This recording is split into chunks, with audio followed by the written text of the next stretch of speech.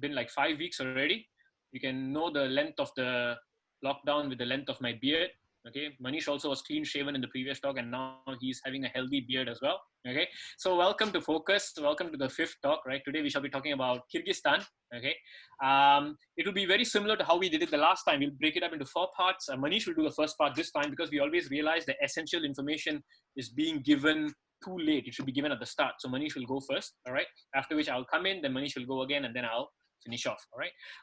I would like you all to use the chat window if you're chatting, if you're singing praises and stuff. That's fantastic. But preferably, if you want to ask questions, it's nice if you can just switch on your microphone at the end of it and ask questions. Right. So just a moment.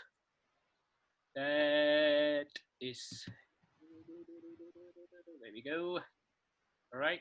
And I'm just gonna give you the format. All right, so Manish will go first. He will be giving you some information on Kyrgyzstan.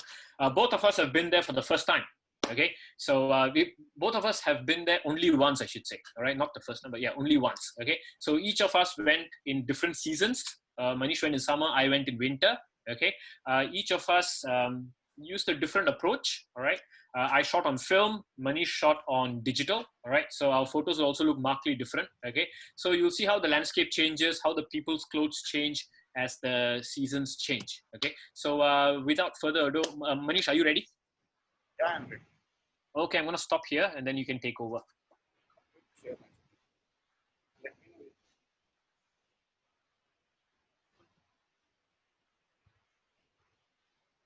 Is it visible? Sir, it's visible. Just keep the mic close to yourself, close to your lips. Is it okay? Yes, this is fine. Okay. Good evening, friends, and welcome to our fifth talk about. This time we have planned to discuss about one of the remote. Not you cannot call it as a remote, but it's a very tiny and very limited kind of a known place. So yes, when we talk about seasons, yes, there is a winter, there is a cold, and there is a snowstorm. I talk about this. Couple of sentences are for Nanda, especially because he traveled in winter. And when I talk about spring and autumn, they also come as soon as winter. And yes, I was there in that area in autumn season. So yes, and that will give you a different kind of a perspective of the place. Some places are common where me and Nanda visited. Even characters are same. So let's see how it goes. So when we talk about the Kyrgyzstan, Kyrgyzstan itself is talked about the nomads, horses, and nevertheless, cannot forget about maybe the eagles. They are known as the eagle. So when we talk about the Kyrgyzstan, the country Kyrgyz, seems to be like the name comes from the Turkic word of 40. And when we talk about how it deducts, there was a legendary hero Manas, and who made all the 40 hills together, and we formed the big region out of it. And when we talk about the literal meaning of Kyrgyz, and when we talk about Kyrgyzstan, that small tiny place once upon a time Central Asia, Mongolia, some part of Russia, China itself. And because of the legend, the hero Manas, the name of the capital name is Bishkek, but the international airport is also Manas International Airport, and the airline is also Manas.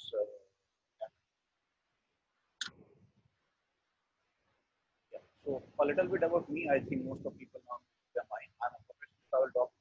Manish. Hello. Sorry, Manish. Yeah, you're breaking up again. It's actually audio is giving some problems again. Wait a minute. Can we try your JBL? No, is it okay? Huh? Much better now. That was much better. Yeah, okay. So just a little bit about myself. I'm a travel dog. I'm a professional travel documentary and nature photographer. I'm a Sony artisan, and I also represent Luminar in Asia and the Nishi official photographer. And I contribute my work different magazines and books and lots of web-based publication.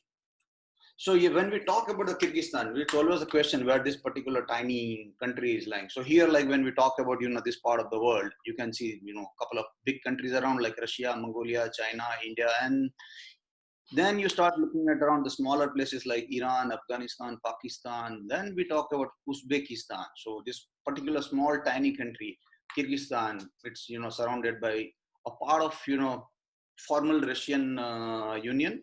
So it was part of Russia from 1900 century, started with 1936 more specifically, and that got independent in 1991. And their main, when we talk about their main economy and everything, it runs on oil. Okay, there's too much information in terms of the country and everything. Let's talk about a real thing now.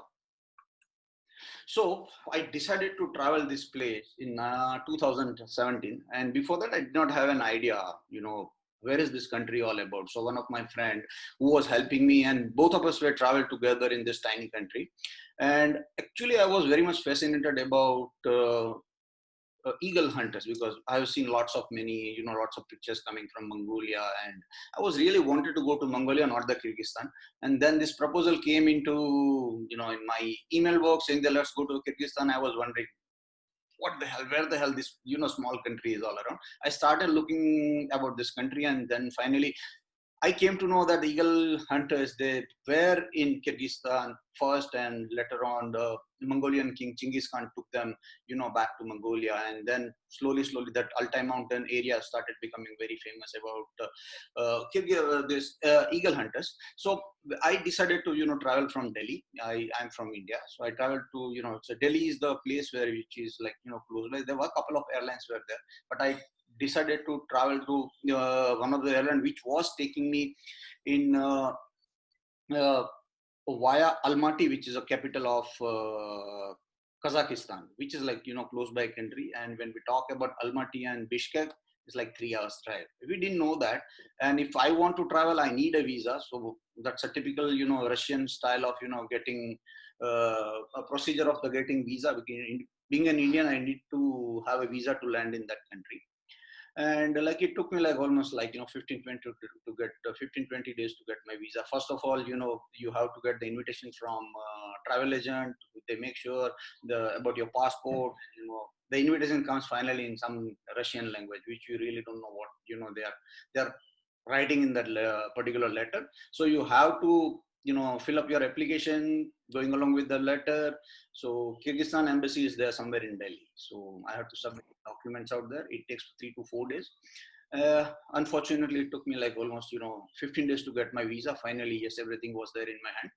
And I thought, when you see the map, it looks like you are crossing the Himalayas to reach in Kyrgyzstan, but airline, they travel in a different way. So I was traveling to Air Astana, which is I think it's a Kazakhstan national airline, and they had a halt in Almaty. So they took a different kind of a path. They all the way started flying towards Pakistan. They took some portion of Pakistan. They turned into Afghanistan. They were crossing the Pamir, and they even, I think, might have they crossed some part of Kyrgyzstan before landing into Kazakhstan. So this is what you see, the aerial photograph. It's the Pamir mountains, and you can see a couple of landscape, some trees on the top. So this is what I welcome the first view of the Kyrgyzstan. So it was like, I got home, my flight got delayed in Delhi for 2 hours. And my second flight, which was there from Almaty, was like, exactly 2 hours once I reached there in Almaty. So I was really worried about, what is going to happen, because I was traveling in this region for the first time. And I was knowing that language is a problem, because they know only Russian and Kyrgyz language. So once I reached in, I landed in Almaty, and like my flight got delayed. Then I was rushing around here and there. It was a very tiny, small airport. And finally, somebody asked me, where are you going? I said, I'm going Bishkek, and, I have a flight in another 15 minutes. He said, no worries, because the same flight which you came from Delhi, the same flight will go to Kyrgyzstan. So like my heartbeat was a little bit slow, and, I took a deep breath. So it was fine for me. And it took me almost like another 20-25 minutes flight was Almaty to Bishkek. That's the capital of Kyrgyzstan. And this was like I was sitting on the window side, and this was a typical Central Asian kind of sunset was happening. And I was wondering, and I was so happy. I forgot to get my my camera, and I took this picture with my mobile phone. And by the time I was like wanted to take my camera, but I could not, because flight was already started landing. And yes, this is how it looks like from the top, the city of Bishkek. I don't have any, pictures from Bishkek city because I did not have any kind of a aim to go inside the city. It was not like a sightseeing kind of a, trip for Kyrgyzstan. So I have some limited, like I arrived in, late evening and moved early morning to the mountains. So this is one of the fancy restaurant I had at dinner. It looks like, somewhere in like Arabian Nights. So sorry guys, I don't have much pictures about the Bishkek, but Bishkek is like, I traveled around in the Bishkek when I came back, and it's a beautiful small town. And if you are there, there is nothing wrong spending 2-3 days, exploring the small tiny capital of Kyrgyzstan. So when we talk about rough roads, most of the time rough roads will take you to the beautiful destinations. So I'll take you through a couple of images. Will get you some kind of an idea, what kind of roads, I was traveling on. And when we talk about Kyrgyzstan, there are two major roads. One goes towards Ishikul and second goes towards Osh. Two are the, major areas, and that's where you'll find beautiful roads. Otherwise, the roads are really, really nice, and we'll see how nice they are. So this was like first encounter. I started, early morning to reach in one of the region towards Ishikul. And yeah, I got my friends on the road. So they were like, the country itself is talking about, horses and nomads. So I can understand when you see, sheep and goats on the road. I felt like I'm back to, in Himalaya somewhere in my friends, nomadic friends. So yes, I never missed Himalayas, because this part of, the mountains are similar but much more wider than what you see in Himalayas. And you can, imagine from this image what kind of roads I was driving on. Yeah, so another beautiful road. And that was like one of the most scariest thing, because their driving style is different than India. Because in India we drive on the left hand side drive. Here everyone drives on the right hand side. So sometime when somebody is coming from the front, it's really really it's a scaring experience. So it took me like 2 to 3 days to understand. Oh, it's normal. Don't get scared. So there's another beautiful road, which was, I was traveling through one of the place which is called Akshay. So that's another remote area in Kyrgyzstan. So my first stop was, there is a small tiny town which is called Kyrgyzstan. So that's a very pretty small town. You hardly find few houses, and I stayed somewhere close to one of the river. And this was a beautiful, the first, traveling on such kind of a rough road. It gave me one beautiful, break in evening, and that was like as a beautiful sunset. I was gifted with really, really nice, small, calm place. The sunset was so amazing out there. And that's where I got real meaning of what kind of a sunset you are going to get in Central Asia. So this was road somewhere close to Ishikul road. So I hardly found the proper tarmac roads, but these roads were so amazing. The vehicles we were using out in these places were really really nice. So I never had any problems in terms of driving on this kind of roads. Yeah, that's another beautiful road close to a lake called Songkul.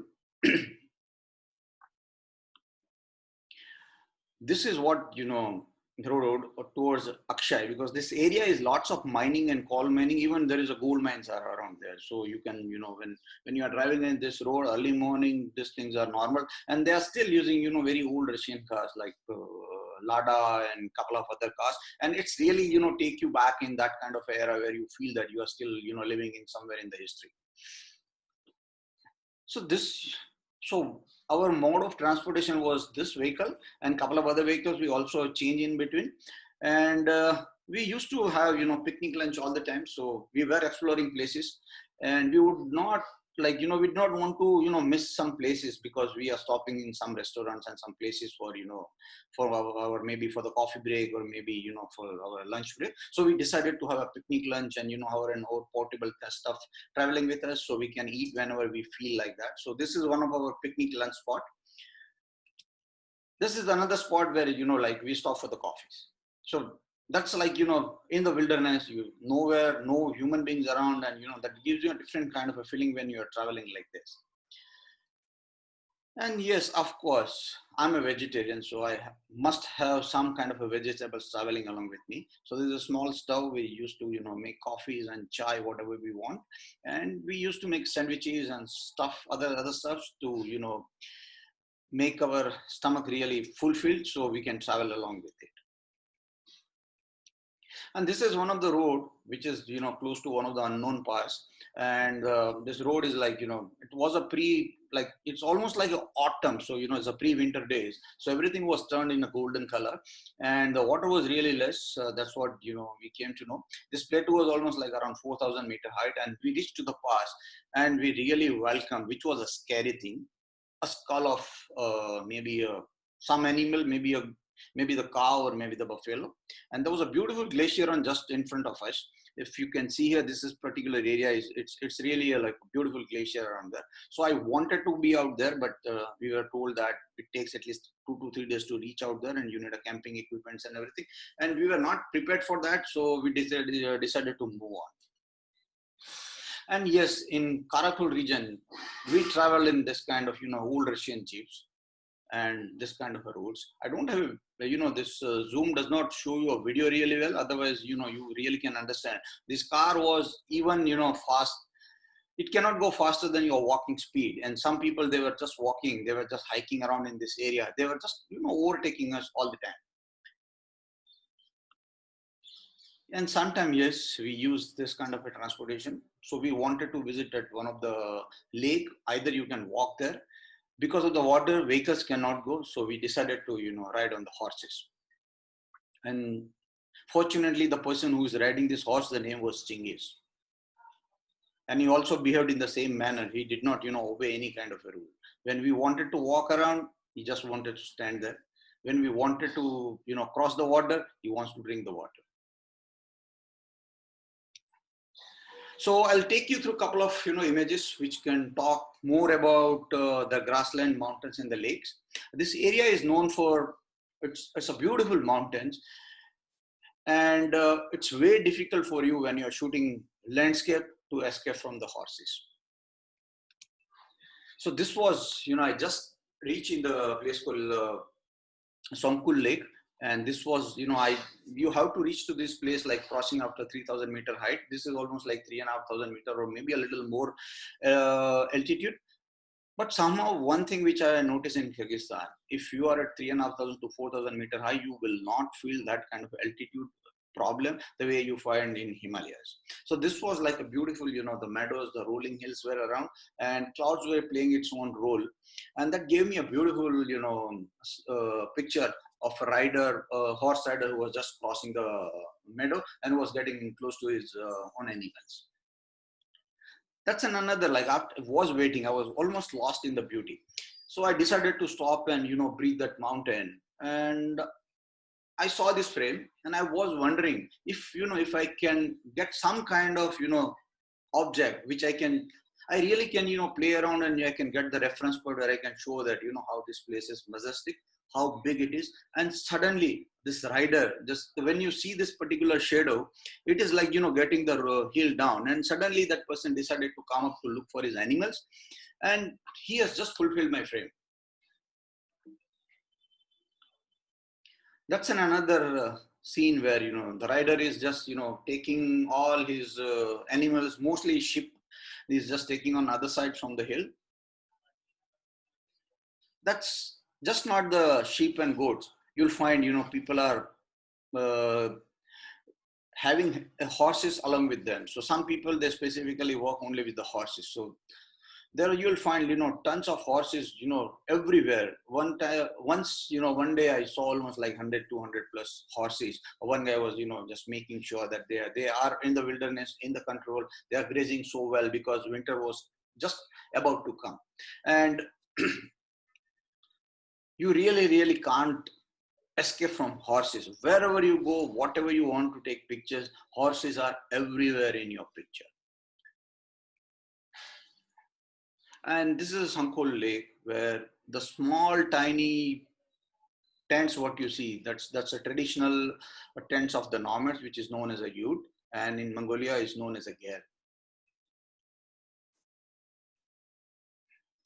And yes, when you, if you remember, the person who was riding the horse, Chingiz. So we were riding horse because we want to reach to this place called Kolsu, Kolsu Lake, which is a beautiful lake. It's like 4 5 kilometers away from your camping site. So either you can walk, you can take vehicles if there are no water or river is just like a dry, or you have to take the horses so you can visit this place. So the next day morning at the same place, the meadow was so beautiful. This is a sunrise, and one horse just fulfilled my frame.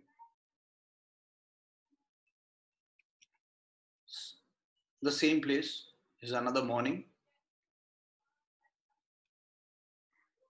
It's all about magic of shadows, and a golden color was fulfilling my frames everywhere.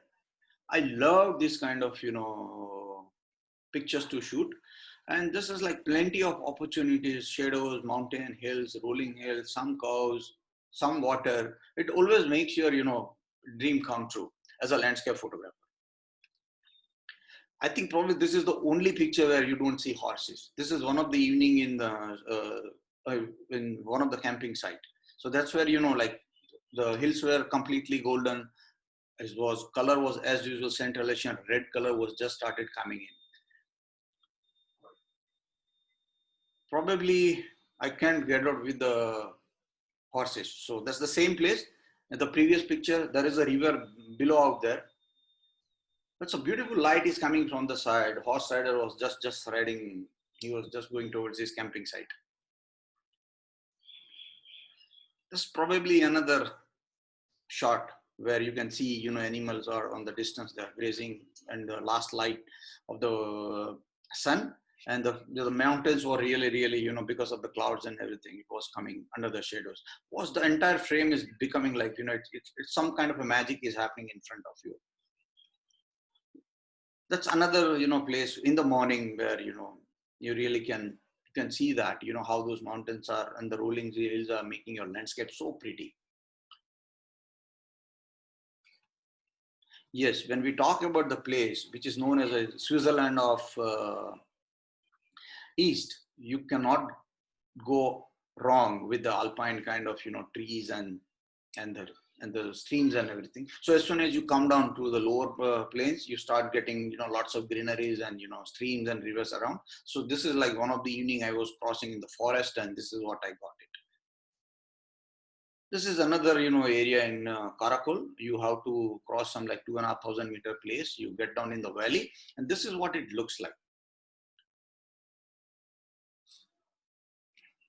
Yes, it's a photographer's delight. So anytime, if you are anywhere, any corner, you always get this kind of colors in evening.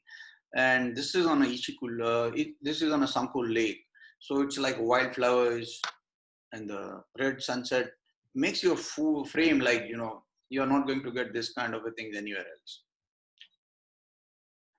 Yes, again, you cannot get rid of the horses. They are always there, and the nomads, they keep floating around in this area, because during winter this place is completely frozen. This place must be dropping like -30 -40 degree temperature during the winter months, and this is becoming like, because of the passes and high mountains, this place will become inaccessible. Or maybe it's possible, I have no idea. But when I was talking to local people, they were saying they are here for 6 months during summer months, and once winter gets in, they go back to their villages. That's where they spend the winter.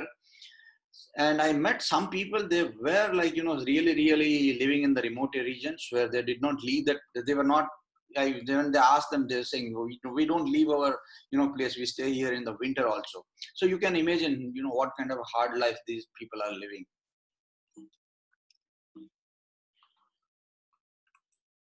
Yes, there are like, it's another place called Ishikul, and it's one of the largest lake on the high altitude lake. You can't see other side of the lake. It's so long. I think probably you feel like that you are somewhere close to the ocean. Even I've seen waves and everything around there, and you will find your beautiful canyons out there. So if you are there in that area, make sure you go and visit these canyons. Now, really would like to give a little break for myself, and let's enjoy the winter with Nanda. So now it's over to Nanda, and I'll talk about people. once Nanda is done with his landscape and other work. Thank you, sir. Thank you. Thank you very much. That was fantastic. Okay. Let me stop sharing. Okay. I actually have the power to stop your sharing, I realize. But anyway. But no, with great powers come great responsibilities, right? So we have to, behave. Okay. So let me switch on the light so I appear a bit brighter. Give me a moment. For those who are curious, this is called butterfly lighting. When the light comes on the top, your nose casts a shadow downwards. Anyway, unnecessary information. All right. So there we go. Share screen. Where am I? Right here. Okay. Just a moment. There we go. Okay. So is this looking okay? Yeah. Okay. All right. Now, cool. Thank you, Manish. That was fantastic. Just for a bit of extra information. I mean, Manish has a list of credentials. I have none, so I just put a picture of myself, right? I'm just a photographer, right? And I would like for somebody to sponsor me as well, but nobody has come forward yet. So I'll sponsor you. Right. So you want to sponsor me? Yeah. Pay me back. Okay. All right. So okay. I have no idea who Lord Eddard Stark is. I have very little idea as to what Game of Thrones is. All right. I just know there's some TV series where people are dressed up like Lord of the Rings and they go around killing each other, and every episode someone dies. Right? That's all I know. But I do know that this quote came from that show. So I'm pretty sure many people have said, winter is coming at some stage in their lives, right? So for me, Kyrgyzstan was very different from what Manish encountered. Right, I saw a very sort of different landscape, right? And winter came. Even winter had many flavors in Kyrgyzstan. Okay, and the next set of 4 or 5 pictures basically is the same thing, right? My friend with the mountains. All right, just different kinds of winter. All right. So the first form of winter that I encountered was water, right? Okay, whereby I actually saw water. All right, flowing water, okay, in the Narayan Valley. And sunsets, like what Manish said, are pretty nice, except when the sky is too clear. All right. And sometimes it was winter where we had the fortune of being able to walk on hard ground. All right, whereby the snow wasn't thick, it was very thin. So we walked properly, we could walk really fast. But there was a bit of mist everywhere, so you couldn't see the mountains clearly. And on other days, the mountains was very clear, but we didn't have a good floor beneath us. We were walking on ice, right? Like the river had completely frozen.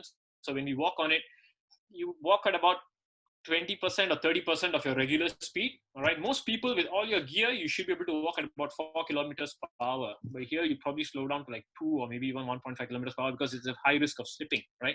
And some other times we were very fortunate. The sky was clear as well as the floor was rocky. So it was fantastic. We could cover a lot of distance. Right. So Manish had a car that brought him to places. I walked most of the places. Right. So we walked around 250 kilometers in total over 20 or 25 days, I think. 22 days, I think. Yeah. All right. What about 250 kilometers? So every time you walk from one settlement to another, it will be about 15 to 30 kilometers, depending on how far the places were. Right. So, and some days it was really bad. Like when snowfall is really bad if you are walking. It feels nice to play in the snow, but if you're covered 20 kilometers, you realize that your feet can never get a hard base for it to rest on, right? You think your feet has gone and touch the floor, but when you walk, your feet goes below, and then you keep like doing this, you can't make much progress. So we were not blessed with very good weather on some days, all right? So that proved to be a bit of a pain, okay? And sometimes I would just let my friend walk and say, no, I'm not going to come with you, just go first. I want to take a picture of you. And so he would walk and I would just shoot, because I just kind of loved how the whiteouts, like when it snowed a lot and then everything turns white, it looks quite dramatic, right? So I would just ask my friend to walk, okay, further, and then we can, so I could take a picture of him, right? And for those who are curious, you're actually seeing some information appear here, right on the side, which is your shutter speed and all that. It's just the way the camera works, okay? Everything that you see here is shot on film, so the camera actually has a data recorder, so it records what you call the EXIF information, right, on the side of the frame. So some frames are uncropped, so you'll see this thing appearing. Right? Just ignore it; it's fine. All right. So one of the first greetings I got when I reached Kyrgyzstan, when we went to visit the shepherds, was, "Hey, your friend looks like the Mujahideen." So in Kyrgyzstan you have two languages, right? You have Kyrgyz, which is the commonly spoken language, and they speak Russian as well, right? So by the time I was done in the Russian Arctic, I knew about 100 words in Russian, right? But I didn't know what he was telling my friend, but I heard the word Mujahideen, and I was like, wait, I'm having a feeling he's talking about me. And my friend Christian told me, yes, he's talking about you. He thinks you look like the Mujahideen. And there was some um, idea, there was some truth. I mean, not truth, more like some understanding. I could understand why he referred to me as, I mean, like, if you turn up at someone's doorstep like this, I think they're gonna, yeah, they were gonna have a couple of doubts about, whether this guy is really like for real, right? So I turned up like this after that 20-kilometer walk. There's a bit of sweat. There's also a lot of snow around me. It was quite stormy that day, all right? And this person, but he was a very nice guy, right? So he took me in. We stayed there for the night and stuff like that, right? And something else I learned in Kyrgyzstan was how to ride a horse. Okay, more like how not to ride a horse, right? So there's photographic evidence. I rode a horse, all right? I did ride a horse. I crossed the river with a horse, right? We had a horse, okay? We had a horse, okay? There's something about horses. I think if you've not ridden a horse, I think it's nice if you know, okay? Horses get to know you faster than you get to know the horse, okay? So one of the advice that was given to me is that when you mount the horse, all right, pull the reins really tight and hold it firmly so the horse knows that you know what you're doing, right? The horse gets confidence. It will follow what you said. I did it. I mean, I pulled it. I did everything. But the horse was pretty sure I was a total joker. I was a total clown. All right, I was good for nothing. So everybody went left and I went right.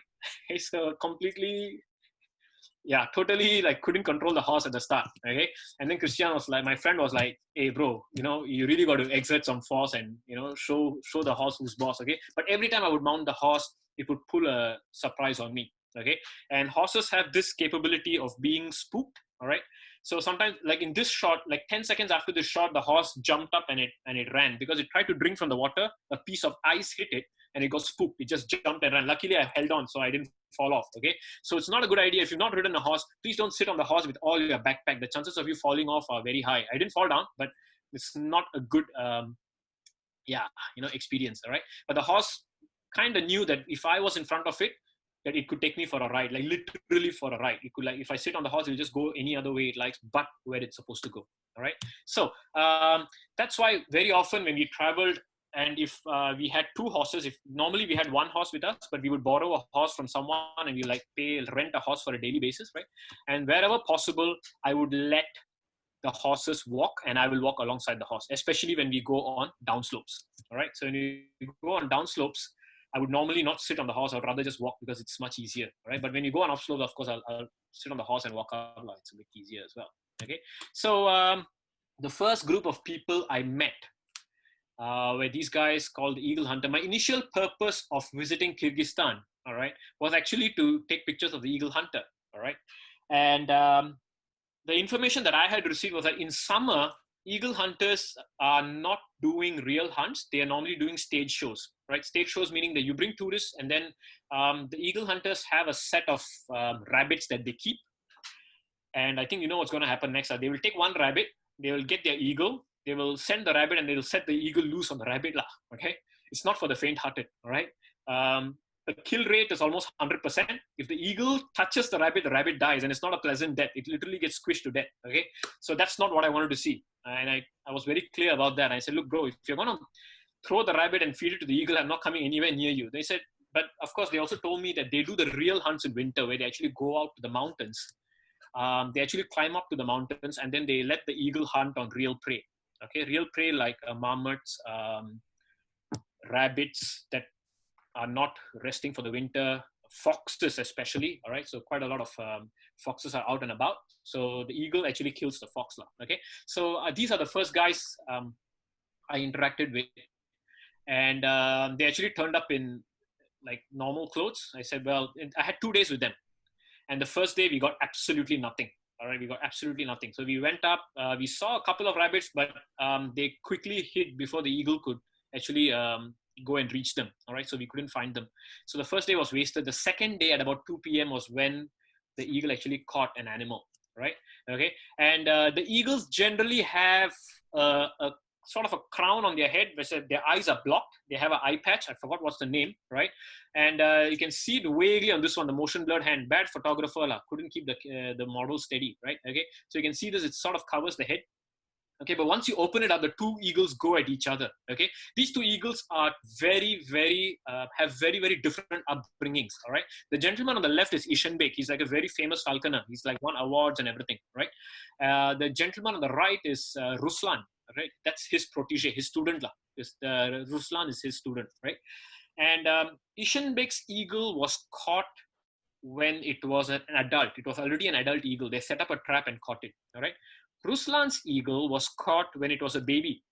All right. So somebody snuck up to the nest and they stole the kid. Okay. They stole the baby eagle. So Ruslan's eagle was raised by humans ever since it started its life as a hunting animal. Ishanbek's eagle had wildlife experience in the sense that it had been in the wild and then it was brought in. All right. So just for interest's sake, this is Ishanbek. His eagle's name is Janar. This is Ruslan. His eagle's name is Karakos. Karakos means black eyes. All right. So very beautiful bird. All right. And so that's why I couldn't take a picture of them together with both the eagles being calm. All right. What happens is the eagles tend to attack each other. They get very annoyed at each other's presence. All right. Humans are like that as well, right? You stand too close on the train, you get a bit annoyed. You tend to push people apart. Except with these eagles, they are huge birds, so they actually create quite a lot of stress on your hand when you're holding them. Okay, so I took a picture of him separately. All right. So the modus operandus is basically to climb up top to a mountain or a hill, and then you observe from there. And this little dog that you see here. So what Ruslan does is he will wait here. He will let the dog go out first. All right. So the dog goes, sniffs around, and then once it finds a mammal like a rabbit or a fox, it chases this animal. All right. And when the chase starts, the eagle is let loose. All right. And what the eagle does, it flies, grabs the prey, and end of story. Okay. In fact, it caught a fox. All right. The one. This is Karakos, right? This is Ruslan's eagle, right? It actually caught the fox, okay?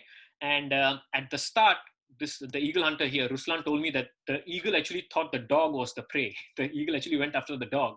It's only after it got close, it realizes that the dog was chasing a fox and it preferred the fox, right? I don't know why, but it ended up catching the fox, and the fox was meat, okay? Dead meat, okay? So this battle was quite intense, apparently, because the eagle, as you can see here, it has lost a claw. It lost this claw, okay? But it won itself a meal. All right. And that's where actually you realize how different the two eagles are. Ruslan's eagle was raised as a chick. So Ruslan's eagle doesn't know how to eat properly. Okay. Like humans can be taught how to eat. Ruslan's eagle can't eat properly. It just eats everything it sees. All right. So it ends up eating a lot of the fur and all that. So at night, it actually regurgitates it out. It vomits it out. Okay. Whereas Ishanbek's eagle has experience in the wild. So Ishanbek's eagle, when it's allowed to prey, when it's allowed to eat of the carcass, it actually picks only the juiciest parts. It picks the right parts to eat. It doesn't eat any of the fur and all that. All right. So eagles actually, there's a lot to it. In fact, I learned more about eagles in those 2 days than I learned all my life, I think. All right. So in Russian, an eagle is normally called an ariol, but this type of eagle is actually called a berkut. Right. It's called a berkut. Okay. And these people, they normally refer to it as a berkut, right? And the names also are a bit of a problem because my guide was more proficient in German and Russian than he was in English. So he translated this eagle's name into German. He translated it as Steinadler. He's translated it as stone eagle. And I kept Googling stone eagle. I couldn't find it until I realized it's actually called a golden eagle. Actually, the English name is golden eagle. The German name translates to stone eagle. Right? I thought it was quite cute. Okay. All right. Very fearsome bird. Okay, very fearsome bird. This is probably the only wildlife photography I've ever done. All right. Yeah, I mean, doesn't even qualify as wildlife because this eagle is actually.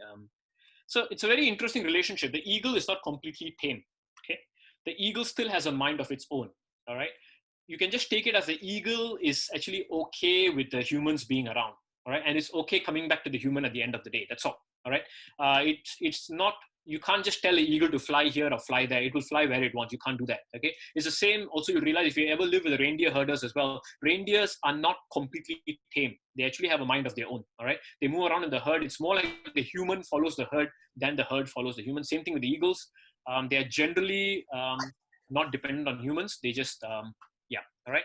So Ruslan asked me to take a picture of him with the fox. So I said, sure, I will, of course, you know, and I took a picture. I actually sent him a print. I hope he's happy with it, right?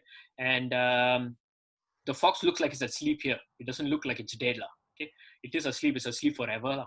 Okay, and you can see this is the headdress I was talking about. All right, they have to put this because if they don't, the eagle keeps going for the fox. You can't hold it back after a while. Okay, now I'm not very big built, but Ruslan let me handle the eagle with his glove, right?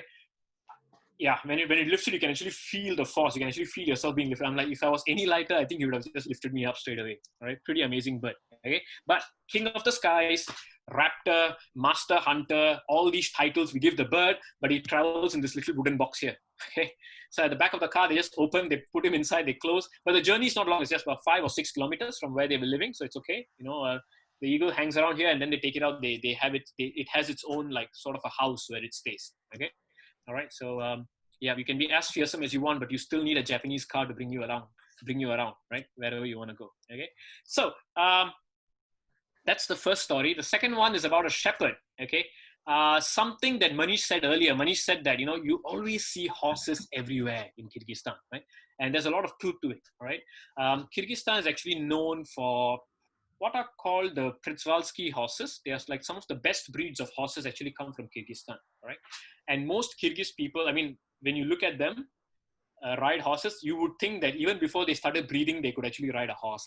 Okay, I'm talking about like tiny kids can mount big horses and just like command it. And like, I'm like a full-grown 30-year-old donkey and I can't like keep the horse in check. Okay, so they are expert horse riders. But this person that you're reading here, Colonel Mir, he's not a colonel, by the way. All right, we gave him the title Colonel Mir. Okay, this person does his shepherding on foot, which is actually quite something for a Kyrgyz person, because most Kyrgyz people, at least from what I saw in winter, they would have a horse for quite a few reasons. One being they cover large distances. They travel like 15, 20, 30 kilometers sometimes. So it's good if you have a horse, you can just cruise along with the herd.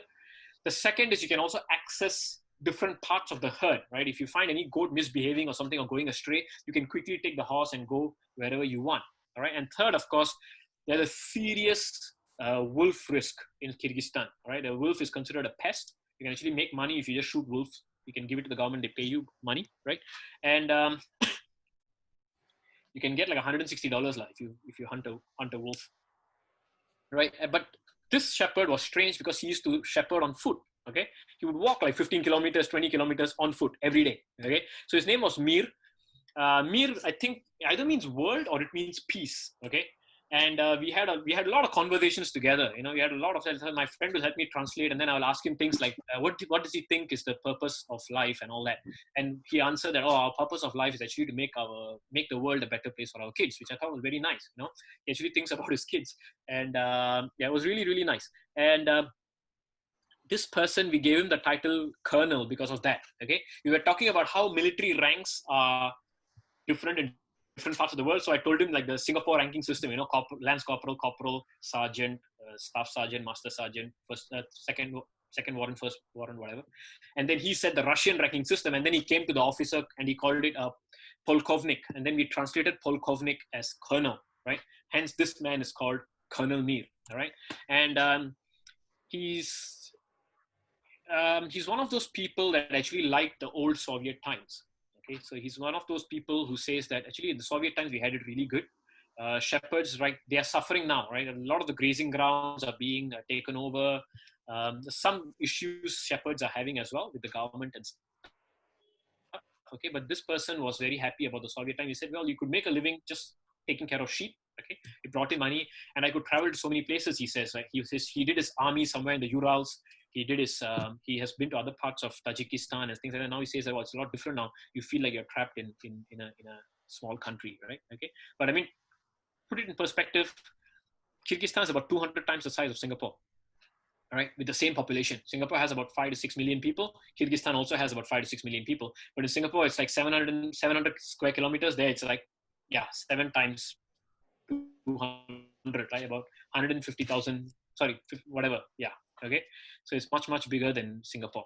All right, and very chill guy. All right, very chill guy. So we followed him from the first part where he actually lets the sheep out. Okay, managed to catch one of the sheep moving. So move the sheep, right? Move the camera with the sheep, right? And they actually move around in a herd, and it's quite a sight. Mir has about 780 sheep. He has about 780 sheep, right? So when they all move in formation, it looks quite nice, right? And that's kind of area you're scattered over, all right? And this gentleman is on foot, looking out for wolves, looking out for all sorts of threats to the sheep, right? So he's walking around. That's him right there. He was standing with me, and then he walked down to the sheep, right? So he uses the binocular, just looks around, make sure there are no wolves approaching. And once he knows it's all clear, right, he keeps a whip in check as well, okay? But once he knows it's all clear, he can chill out. He reads a book. He takes the time off. So unfortunately, one of my camera had black and white film. One of them had color film. Color film camera ran out, so they had to shoot on the black and white one. So some shots are in black and white. Sorry about that, right? And of course, at the end of the day, they come back. All right, they sort of hop back. Okay, so this river is actually frozen, by the way. All right, you can see the river right here. It's actually flowing here. It's actually flowing here as well, a little bit. All right, it's very much like what you would see in Ladakh in winter as well. Like rivers will completely freeze over. Okay, and they actually becomes a shortcut for you to cross the river and go to your house. All right, so this person actually lives in a house. It's only one house. All right, his nearest neighbor is 20 kilometers this way and 15 kilometers the other way. Okay, so he has two neighbors on either side. All right, it's not so easy to get help if there's a need to do so. All right, okay, and of course after that they bring their horses to the water to drink. All right. And that's basically how it goes. All right, so at the end of the day, you got to get the horse to drink water, and then you put the horse away, and then you can take the day off. All right, people generally don't work after dark, and for valid reasons as well. It's pitch dark. All right, you'll see it later. It's actually pitch dark. You can't see anything at night. All right, so yep. All right, cool. Manish, all yours.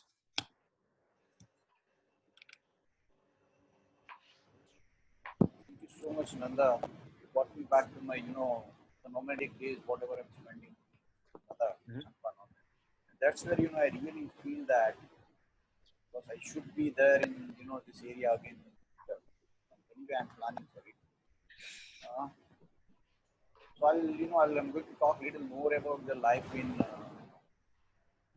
summer months. Can you see my presentation now? Sir, I can't hear you. You got to go back to that old method. Oh, can you hear me now? Yes, fantastic. Okay. So when we talk about the Kyrgyzstan, what Nanda told me, there's a country the country of the horses. So basically, when we talk about the Kyrgyzstan, that's one thing. The people are one of the best, horse riders I ever come across. The milk, what they get from the mare, which is also they're ferment and they make a little bit kind of the local alcohol out of that milk. And don't be you love horses too much, but these people, they also eat horse milk. So they ride horse milk, they milk, they drink milk from the horse, and they eat horses also. But not every day. And nowadays they do it only when there is some kind of a feast and everything. So I'm going to talk more about the summer life, the autumn life. So this is what, they live in this kind of a small, kind of a white tent, kind of an accommodation. That's their house, whatever you call it, their kitchen and everything. So in the morning when you are visiting these places, you'll find always some smoke is going out there, preparing their food and everything. And kids are also there, staying with the family, and you'll find them, playing around with something. You'll find some chickens and they're running around here and there. And this is like, typical morning scene in a high plateau of Kyrgyzstan. And wherever these people, they commute, there are always horses, with them. They're one of the best horse rider I've ever seen. Even sometime, as Nanda said, being an adult, I don't know how to even, hold the horse, even standing on the ground. And the little kids, they are just, they might be, start riding horses before they start, how to walk. So horses that, it's a main transport equipment or whatever you call it. So, this is like, typical youth setup. We'll find it, once youth setup, you'll find a couple of them together, and the next one maybe around 15, 20 kilometers. So I never saw, youths, they are very, really close by. They're generally on some kind of a distance around here and there. And one common part is always that you'll find one horse wherever you go. this is what it is like. This, I was there somewhere in Akshay area where I saw like this guy was middle of nowhere. He was having two youths, one is here and one is here. And this guy was like, I still remember that in this particular area, I did not see anyone, even a single human being other than his family members in almost like 40-45 kilometers. We were riding in like middle of nowhere. There were no roads, so we were just riding sometime on the grassland and everything. It's almost 40 kilometers, yet we did not see a single human being around there. And that's, surprised me how people are surviving in this area. But they are the master of this area, and they really, really surviving, just not, in the summer months, but these people are surviving here in winter months also. So Nanda rightly said, you have to walk like 20-25 kilometers from one place to other place when you visit them. So it's not easy task when you want to do something in the winter. And yes, it's a brutal cold, because when we are in Ladakh or when we are in this part of in India, when we talk about Himalayas is, protecting you from the northern coast. It's coming from the Arctic region. And definitely this place, there is absolutely no walls like Himalayas. And this place wind starts getting around, September. And winter is like, must be dropping to -40, -45, 50 very easy. And this is like, the grandmother, her name was Saira, and the young grandson, whose name was Muscat. They were there, living in their youths. And here, his father around, he was just, took his horse close to the water body where, he was just making sure the horse drink the water and everything. These are like, the routine activities when they are at the home. Like even in this weather, even in autumn season, it's pretty cold. So, when you are in autumn, summer is beautiful, but autumn is little bit, it's like almost, winter is started. So people are in warm clothes and everything. And definitely when they are doing nothing, they are coming out and, the basking sun. So this is what you see when you see everything from outside. It looks like only a white color. You don't see any other color. But as soon as you enter into the house, it's just well decorated, or beautifully, beautiful designs and everything. And definitely once you get in, you are not allowed to move out without the black chai, the black tea. And they also, give you like your guest, and they really would like to offer you something to eat, and they go as a borsuk. That's a little kind of, squarish kind of coffee thing, which is deep fried, and they offer you with the creams. That's like, whenever you get into any kind of a youth or anyone's house, this is sort of like a starter, and, they'll give you something to eat. And it's a delicious, and that's a vegetarian thing, because being a vegetarian, it was, one of the good thing to eat whenever you enter into some place. So, there were the two kids when, I was walking from one place to other place close to, that lake area. So these two kids were, both of them were, their brothers. And this a little guy who was playing, I just, let me remember, the equipment name is, it just looks like a guitar, is known as a Latran or something. And this little... Lutar. Sorry? Lutar. Yes, Lutar. So basically, they were playing so nicely. And this one, then I asked, throughout my guide, I asked him why he's playing for whom. And, he's saying, I'm playing, this for my younger brother. It was so nice to see, their attachments and the way they were living together out there. And then, we started talking to kids, and finally we were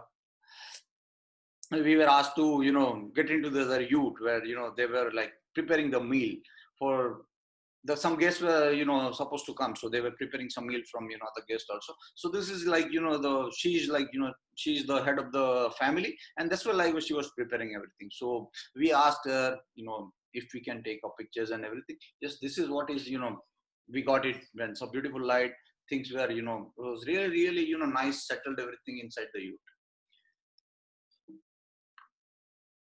So finally, we requested them, can we take a family picture? So yes, this is what we got it. But the father was out somewhere, and he just arrived, and we, listened a little bit kind of a music. So that guy was playing the same equipment. This is what, we saw it, and he was like, he was playing wonderfully out there. So it was like, another kind of a moment where people are just enjoying the music. And I have seen most of the places when I talk about the nomadic places. Either I'm traveling in Himalayas, in Kyrgyzstan, in Kutch, or wherever it is in any part of India also. The music is the integral part of, entertainment in the life when, we talk about the remoteness and everything. So you still find, some places, they still have radios and everything. Yeah, it's a beautiful feeling when you see people singing together and, spending the time with the family and everything. So there's another guy who was typically like, was wearing Russian style. And you will still find, lots of old cars and everything around there. So he was like, we were just requested. And I know only two words from, Kyrgyz and Russia. They generally, when you want to greet someone, I know salam is the word where, most of the people, they understand. So it was easy, and they're a big fan of, smoke. So if you can offer them a cigarette or something, they are really, really happy, and they start becoming talkative. So if you are traveling, make sure, you, even if you don't smoke, just for a good gesture, keep some smoke with you. That, helps to start talking with them. And the people who are not in the youths, they also, you will find in across the Kyrgyzstan, they are, living in this kind of a small cabin kind of a thing, which has a wheels and everything, which is the wagons. And whatever you see, you don't see a car or anything, but you always find a horse parked outside of their houses. So here the horse is there, the family is just sitting outside. They were, because of the sunny day, they were basking sun. So and all places, make sure they are not finding them very close to each other. They don't have neighbors. Their neighbors, next neighbor must be 10 kilometers or 15 kilometers away from there. This is like, typical setup of their houses if they are not living in the youths. The everyday, like it's a morning rituals. The way you'll see, most of the nomads around in India and some places, you'll either, they're milking the goats or maybe, milking the cows or buffaloes. Here they, start milking the mares, which is the female horse. They make sure, they get the milk and everything in the morning. So you must have seen, they got really tied up well around here and there. So, they also try to put their legs also, they really tie well so they don't kick you. So morning, like, once they get the milk, they make sure, they really get the fat out of it. So that's where they start making creams and everything. So this is the, they also started getting some modern technology. So they put the milk around here and there's a small lever that keeps moving around and slowly, milk will go out on this side and cream starts falling on this side. And that's the cream that they use to eat the, during the meals and everything. Yes, dogs and horses, they're part of their daily life. So when they are doing nothing around, yes, they stop by, they they play around with the dogs, and they keep an eye on herd. They also make sure when they are on the horses, they really can cover some places around and here and there. And yes, they, even in summer, there are equally chances of getting their predators like wolves. So they always have a binocular. They go on top of the hill and make sure they keep looking around here and there. And they also want to make sure who strangers are getting into their area like me. So one of the places, like, the same thing happened. I was there somewhere close to the road, which is not a road, but like a rough road. And we were just standing out there, and he realized that he was there somewhere. I saw a tiny guy who was on the top of the mountain. He quickly got down from the mountain. Then I realized that guy was, looking at us with a binocular, and then when I asked, he gave the reason why he's having binocular and everything. So this is the place where, Normans, they come during the summer months. They spend like 6 to 7 months in this area because of the good grass and everything. As soon as winter starts, they go down back to the village, and they spend the winter out there. This is like, the kids also, they really help the families well, herding their sheep and goats around on this kind of, it's a harsh weather. So basically, every kids, they know how to ride horses so well. So, at one of the evening, I was there in one nomadic settlement. This guy's gentleman name is Jailu. And this guy was, was such a nice guy. He was, coming back almost like he was away from like 30, 40 kilometers from his nomadic settlement. I asked him, where he was. So he was out to meet someone, some friends out there. He came back, and I asked him, this area was completely get cut off during the winter months. And I asked him, do you go back to your village? He said, no, I spend my even winter here. And if you want, I said, if I want to come and meet you in winter, he said, it's not possible. You have to cross like, 20 to 30 days to come to my place in winter, because the entire region, which is, cut off because of very heavy snowfall around here. And yes, the kids, they really know where to show off well, because that one of the place I was trying to ride a horse, and horse proved me really, really idiot. And as Nanda said, horses, as soon as you hold it, they know whether you really know them, how to ride the horse or not. And horse realized, very quickly that I don't know, I'm an idiot guy. And it did all kind of their whatever they can. So that horse made me even prove a simple joker out there. And when this, I was talking to these kids, and they started laughing at me, saying that, oh, you don't know how to ride a horse. So probably like this, like 3 years old kid, I saw this guy with a big horse sitting on it. I thought he must be sitting on it, but you can see here, like his leg is also not coming all the way up to here where he can fix his shoe. And like a blink of a eye, the guy started running his horse like anything. So every kid in Kyrgyzstan, they know how to ride horses before they start walking around. And that's an amazing to see the way their traditions they are following. This is what is like one of the place I was staying with the nomads in the youth. And this is like this is the playground. And they, every time, they just make sure they're riding the horse so well, they practice horses so well.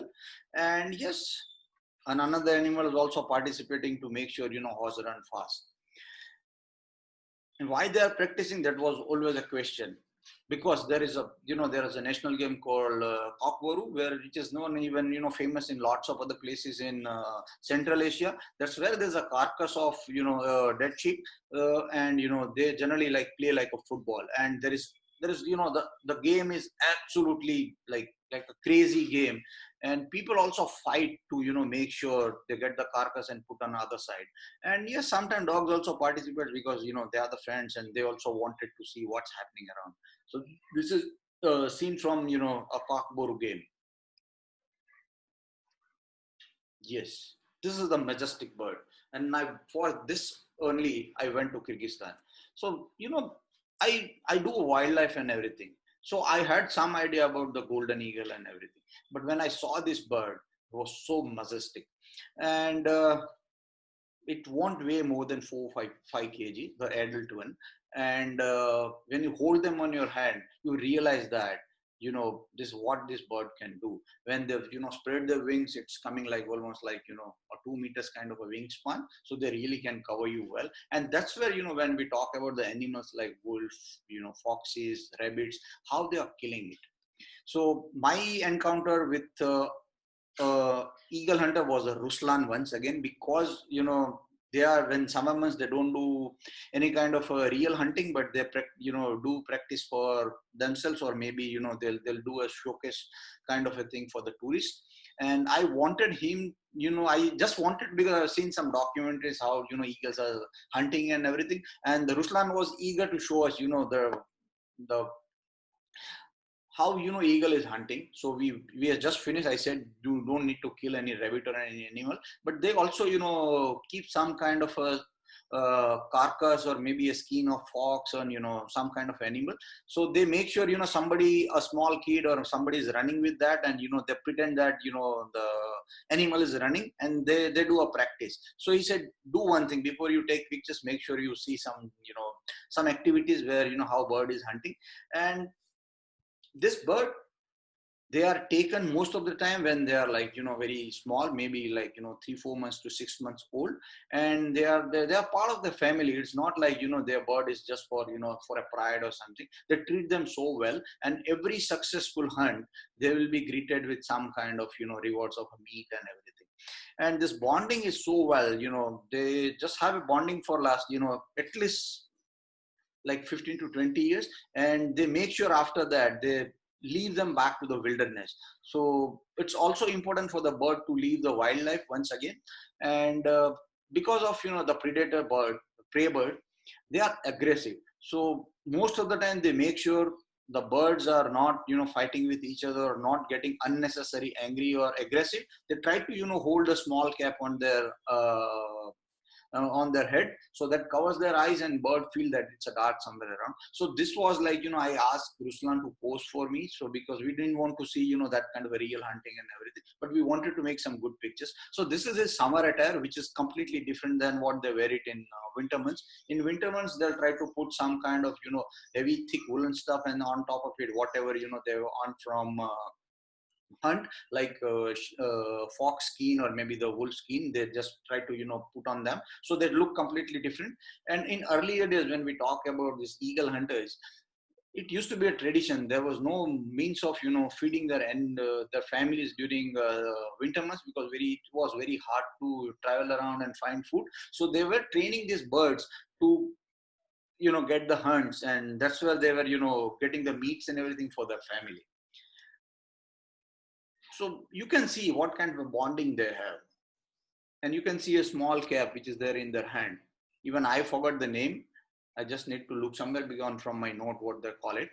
And it's an amazing bird. And I think probably, by the time I reached there, I was in 2017. So bird was really, the adult enough. And I think probably this bird was around 6 years old bird. And this is, how the bird looks like. And yes, they do lots of, you must have seen some pictures from Mongolia where, they're riding horse and everything.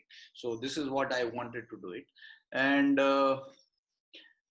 you can see them, how proudly they feel when the bird is out there with them. And they always make sure, bird clothes is so big. If you are just, putting them, asking, or you are just putting them bird on your hand, the bare hand, definitely, when they move that to your hand, it comes with some kind of a meat from your hand. So make sure whenever you see this bird, they also wanted to make sure you don't hurt. So they'll give you gloves, which is made out of leather. So this is like, I wanted to have his pictures with using flash and everything. So this is what I did when, we were there out in the field, like putting up some flash and everything. So this is what I created. Here, this, this clothes will give you an idea how big they are and what they can, capable of doing. And when we talk about the broken one, here it's somewhere, it's a half broken nail is there, which, Nanda might have seen it earlier. So there is always a big question, because when I was traveling to Kyrgyzstan, so people were talking and scaring me. Those people, they eat, only non-veg. So it was like a big deal for people like me who is a vegetarian. But surprisingly, there was absolutely no problem. I found it, because it was it was like autumn season, and there were plenty of fruits were available to me. And that's another good thing about Kyrgyzstan. They use meat once they prepare all the vegetables and everything. It's just like, mixing up. So you can request them, don't put the meat and everything. So they'll give you some kind of a soupy stuff with the vegetables and everything. And definitely they also have a naan, which is like a bread, like a roti, what you find in India. So it's very easy for a person like me who's a vegetarian. This is also, borsuk is also out there when I was talking about, the sauce with some kind of a cream and everything. Some noodles are there, noodles reach there also. So if you request them, they don't put meat inside. And fruits are so delicious. So if you are there in summer months, I'm sure if you're a vegetarian, one should not worry about it. I don't know what are the names, but it was delicious. So this dog is really cute, isn't it? So when I was staying in one of the nomad, and this cute dog was there outside of my ute, and I started playing. I think I played with this little cute dog for almost like hour and a half to two. And then my guide came and told me, oh, I told him, boss, this is a cute dog, I would like to take it home. He said, do you know what it is? I said, no, it's a cute dog, it looks like an Alsatian. Then he told me this, my friend, this is not an Alsatian dog, it's a wolf. And this is what I did. And this is, now again, over back to Nanda. Thank you, sir.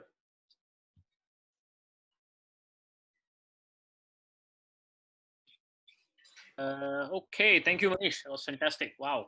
Can I the screen again? Yes, I can. Okay, right. So that's just, let me just find where I left off. That should be it. And there we go. Gosh. Okay. So can you see? Yes, yes. Can you hear me? Yep.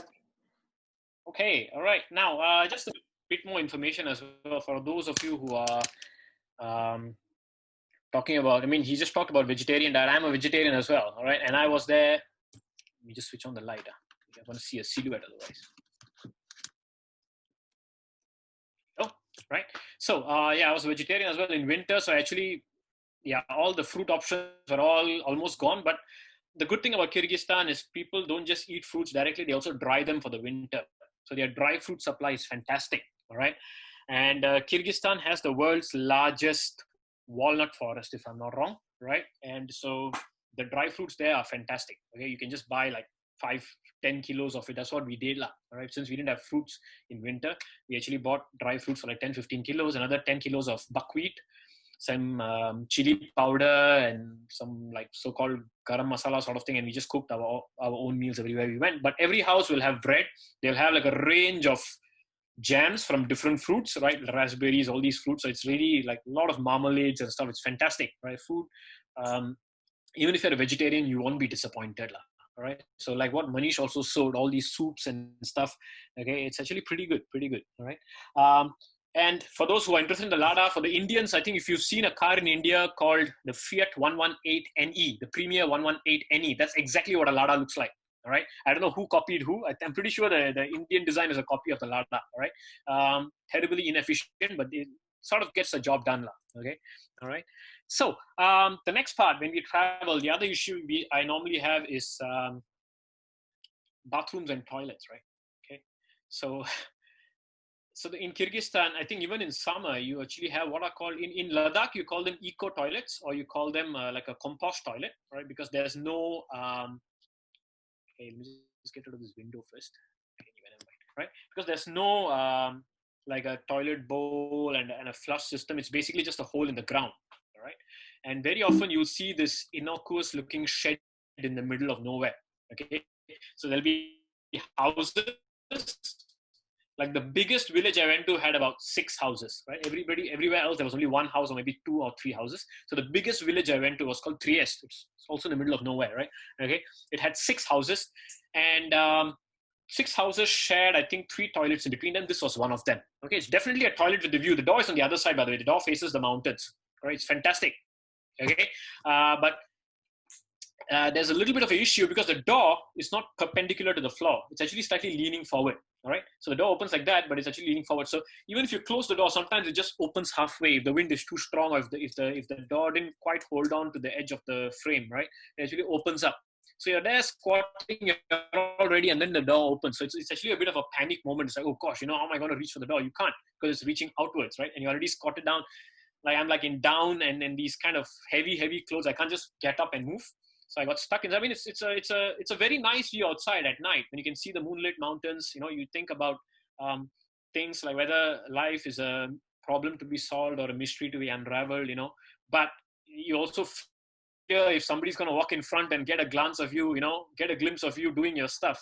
So it's actually quite annoying, and the door just wouldn't keep shut. Okay, so this toilet was a bit of a pain to use. All right, we had to actually hold it, and then I had to like tie it, and then I could have some privacy, okay? But it's very cold doing a business at -20, -30 degrees Celsius, because the toilet sometimes has like a bit of gap at the bottom where air can come in. So when wind blows, it's actually quite uncomfortable to be seated in that position for like, they're all squat toilets there. So it's not so easy, right? The other thing you want to do at least once a week is to bathe, right? You want to have a shower probably, right? But there's no shower as such. The Russians invented what is called banya. I don't want to say the Russians invented. I don't know who invented it, but it's a very Soviet concept. This banya, right? B-A-N-Y-A, banya. Okay, whereby they probably have a room, right, or maybe 2 rooms. One room where you can get changed, and then one room which serves something like a sauna. What do you call a sauna, right? There's hot boiling water, all right, and then you have these birch leaves where you can hit yourself and cleanse the toxins in your body and stuff like that. Okay, so the Kyrgyz village that I stayed in also had a makeshift banya. Right? It was not a proper full-fledged banya, but what it had was this area you see here where you put the firewood inside, right? And then you light it up. So the inside of this room, that's the gentleman doing it, right? The inside of this room is a changing room, right? So you can get changed, you can take off your clothes, you can hang around in your towel, right? It's quite warm inside, okay? And then if you go inside, there's another door that leads you to this, okay? This is where you take your bath, all right? And this cistern that you see here, this thing here has boiling water. You can see smoke, you can see steam here, right? This is boiling water, okay? This is a milk can of cold water. It's not ice, it's cold water because the room inside is actually quite warm, all right? Extremely humid, all right? So there's cold water.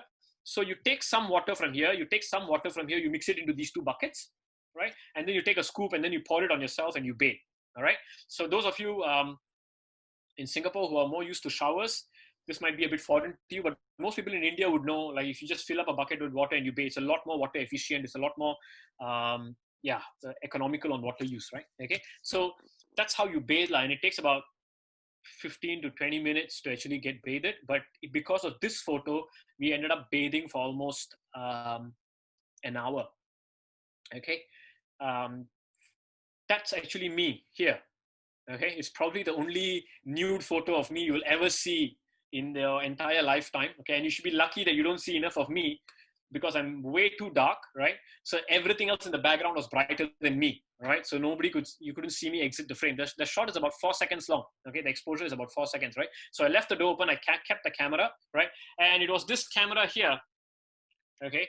So the moment I opened the camera, I opened the lens cap, the whole thing got condensed with water, the whole thing. Okay. Same lens, almost the same camera, all right? The whole thing got condensed with water to the point where I actually got very, very scared that, it's going to probably go in and get into the battery compartment and shot something out, okay? So I had to wait for a good half an hour, wiping, just to take this stupid photo, all right? Just to show people what a banya looks like, okay?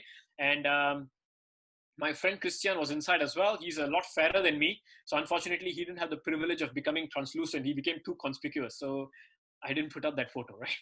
So actually bathing is normally a weekly affair. Like, you don't bathe every day. Okay, it's really, really cold. You normally bathe like once a week. All right, so in my 21 days, I probably bathed like twice, maybe thrice, okay, in winter, okay, in the peak of winter. This is like January 2015, December 2014, that period, okay? So really, really cold, right? So even laundry on there doesn't really dry. It actually freezes first, okay? So it freezes, then they take it inside and they put it over the oven of the house. That's where the oven of the house heats it up and then it dries, all right? So I don't know why they freeze it first, so they can just take it straight away and put it inside, but they say that this helps. It dries faster, okay, right? So the next few sets of photos are short stories, right? Little stories about the people I met and some of the strange things they told me, all right? And some of very, very strange things they told me, okay? The first was this gentleman by the name of Sadir Beg, a very, very strange character, all right? If you ever buy me a beer, I'll tell you why, okay? But he was a very strange character. So his sister-in-law was feeding the baby, all right? That's him, by the way. That's Sadir Beg, okay? That's Sadir Beg. And we were in the same sort of house. We stayed with him for like a couple of nights, like 3 nights, I think, right? It was right at the edge of the national park. Like, in fact, we are like going to the border area with China already, okay? All right, that's him right there. That's his brother, Khalis. That's Khalis's son right here. And that's a sheep. I think that's a sheep, right? Okay, and this gentleman was with us. He was talking to us, and something strange happened. So the lady, Kyrgyz ladies, they are okay with breastfeeding in public. It's fine, all right? So she was breastfeeding the child, and this gentleman, like, we were just having a chat with him, and then all of a sudden he just said, "Oh, the milk is for the baby. It's not for you." And we were like very shocked as to why he said that. And then he made a gesture like how a baby drinks from a feeding bottle, and then he went like that. And I was very puzzled as to why he told me that. I'm like, "Hey, bro, chill, I'm not gonna." Yeah, what was he thinking? So he had a lot of quirks that I couldn't quite come to terms with. Okay, have quite a few issues with him as well. But like I said, I'll probably save it for another day. All right, and the reason I came across this is because the reason I'm mentioning this story is because I also hung around with shepherds who did their shepherding on horseback, all right, whereby they are actually moving through the herd with horses. Also, another about 400 sheep this person owns, right? That's colors on the sheep, on the horse, by the way. Okay, and yeah, all right. So they also do the same thing. They let out the sheep first thing in the morning. Okay, it's bitter cold. It was really bad weather when I got there. It was overcast. I only saw the sun like one day, I think. Okay, out of the 4 days I was there. Okay, and it's quite a mesmerizing sight to watch these lumps of wool, right, walking around, making their way through the snow, following the horsemen. All right, so they also do the same thing. They park the horse somewhere. They're using their binoculars. They are like sort of looking around, making sure there are no wolves. They're also chilling out. Okay, and of course they bring their sheep back at the end of the day. Okay, at which point it's almost dark, like 4-5 p.m.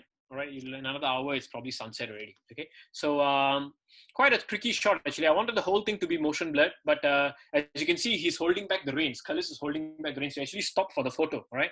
And you can see the photo was taken for about a tenth of a second, a quarter of a second. All right, on the right hand side, you can see, right, it was shot at a quarter of a second. So all the sheep pretty much got blurred. Okay, just after the shot, I dropped the lens down this hill that I was standing on. Okay, but it survived the accident, so it was okay, right? And something else we did when we were with Khalis and Sadirbek was a horse died, right? So they told me that it fell down a cliff and it died, all right? And it was their responsibility to bring the carcass back because the sheep are actually owned by somebody else, and these people are just helping them graze the sheep, okay? So the horses and the sheep that are given to them are not truly theirs, okay? And so if a horse or a sheep dies, you have to keep the carcass until the owner comes back to prove that, this creature died and you didn't just make a meal out of it and then say that it died. Okay, so you need to have evidence. So they actually have to retrieve the carcass from wherever it is. All right. And that's what made life very miserable because these guys were on horseback. All right. And we only had one horse. Okay, so Christian took the horse. I was on foot. All right.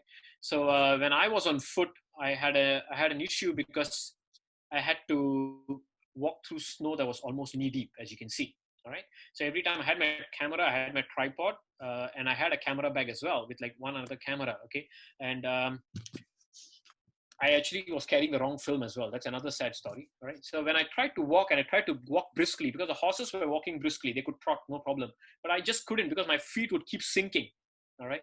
It would just keep sinking and I couldn't just get a proper foothold. I couldn't catch up. I was sweating. It was just miserable. It was extremely miserable. All right. And they finally located the carcass. But by the time I got to the carcass, they had already disemboweled it. They had already taken out all the stinky organs. All right. And they had already tied the horse to another horse. Okay. So they were actually ready to set off by the time I arrived. So it's like I reached there. I said hello. And they said, okay, bye. And then they left lah. Okay, so he just looked around a little bit for wolves and I think no animals that are going to come after the carcass, right? And he mounted the horse and off they went. Okay, so I couldn't get many pictures. I had to run after them again, right? And it was quite a sight though, watching a live horse like standing next to a dead horse. See, humans wouldn't do this. You wouldn't want to hang around next to a corpse for too long lah.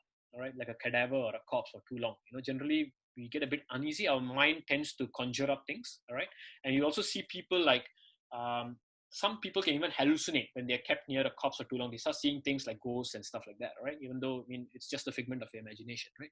So, this horse is going to be standing next to this for like another 2 months at least. Right. This was like mid of Jan.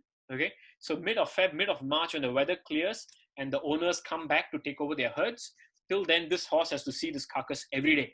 All right. So I don't know how the horse felt about it. It was very strange. Okay. But it was one of those moments where, like Kyrgyzstan is like that. It's just unforgiving in winter, very much like Ladakh in India as well. Okay. If you're not prepared for the winter, you're going to die. Right. So it turns out that this horse hadn't just fallen off a cliff. It was actually suffering from some disease. Okay. Because normally if a corpse is allowed to remain overnight, it should freeze.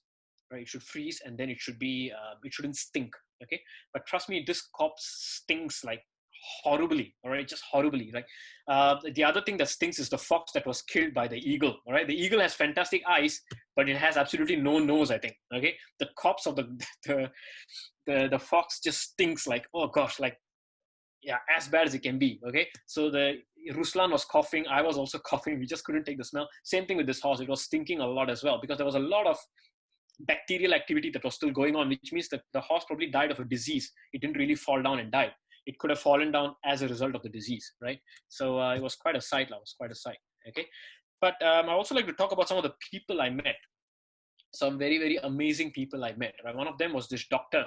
Right? He learned all his doctor studies in Russian. Okay, so and his connection to the outside world is actually with this radio here.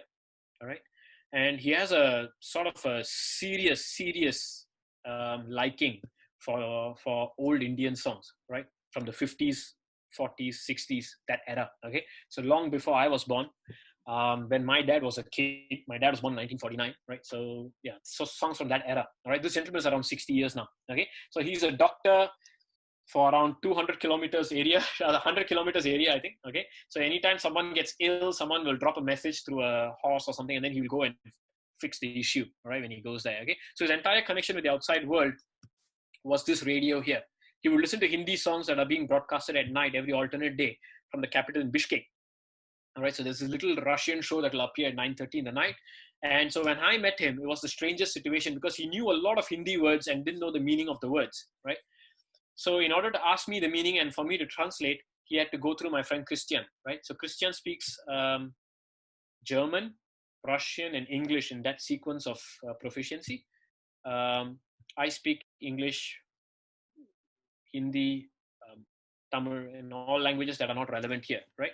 And sorry. So he kept asking me the meaning of words where Christian would translate the word from his question into German and then to English and then tell me what his question was. And then I'll translate that word from Hindi to English, tell it to Christian, who would then translate it to Russian and then tell it to him. Okay. So we had like 2 full nights and he was like, you shouldn't go. You should just stay here with me. You know, there's some nice songs playing on the radio, but the signal was horrible. It was like an AM signal. I don't know if you guys know the difference between FM and AM. AM was like this. It's called long wave or medium wave broadcasting network, right? The signal is very, very weak, but it can go further distances, right?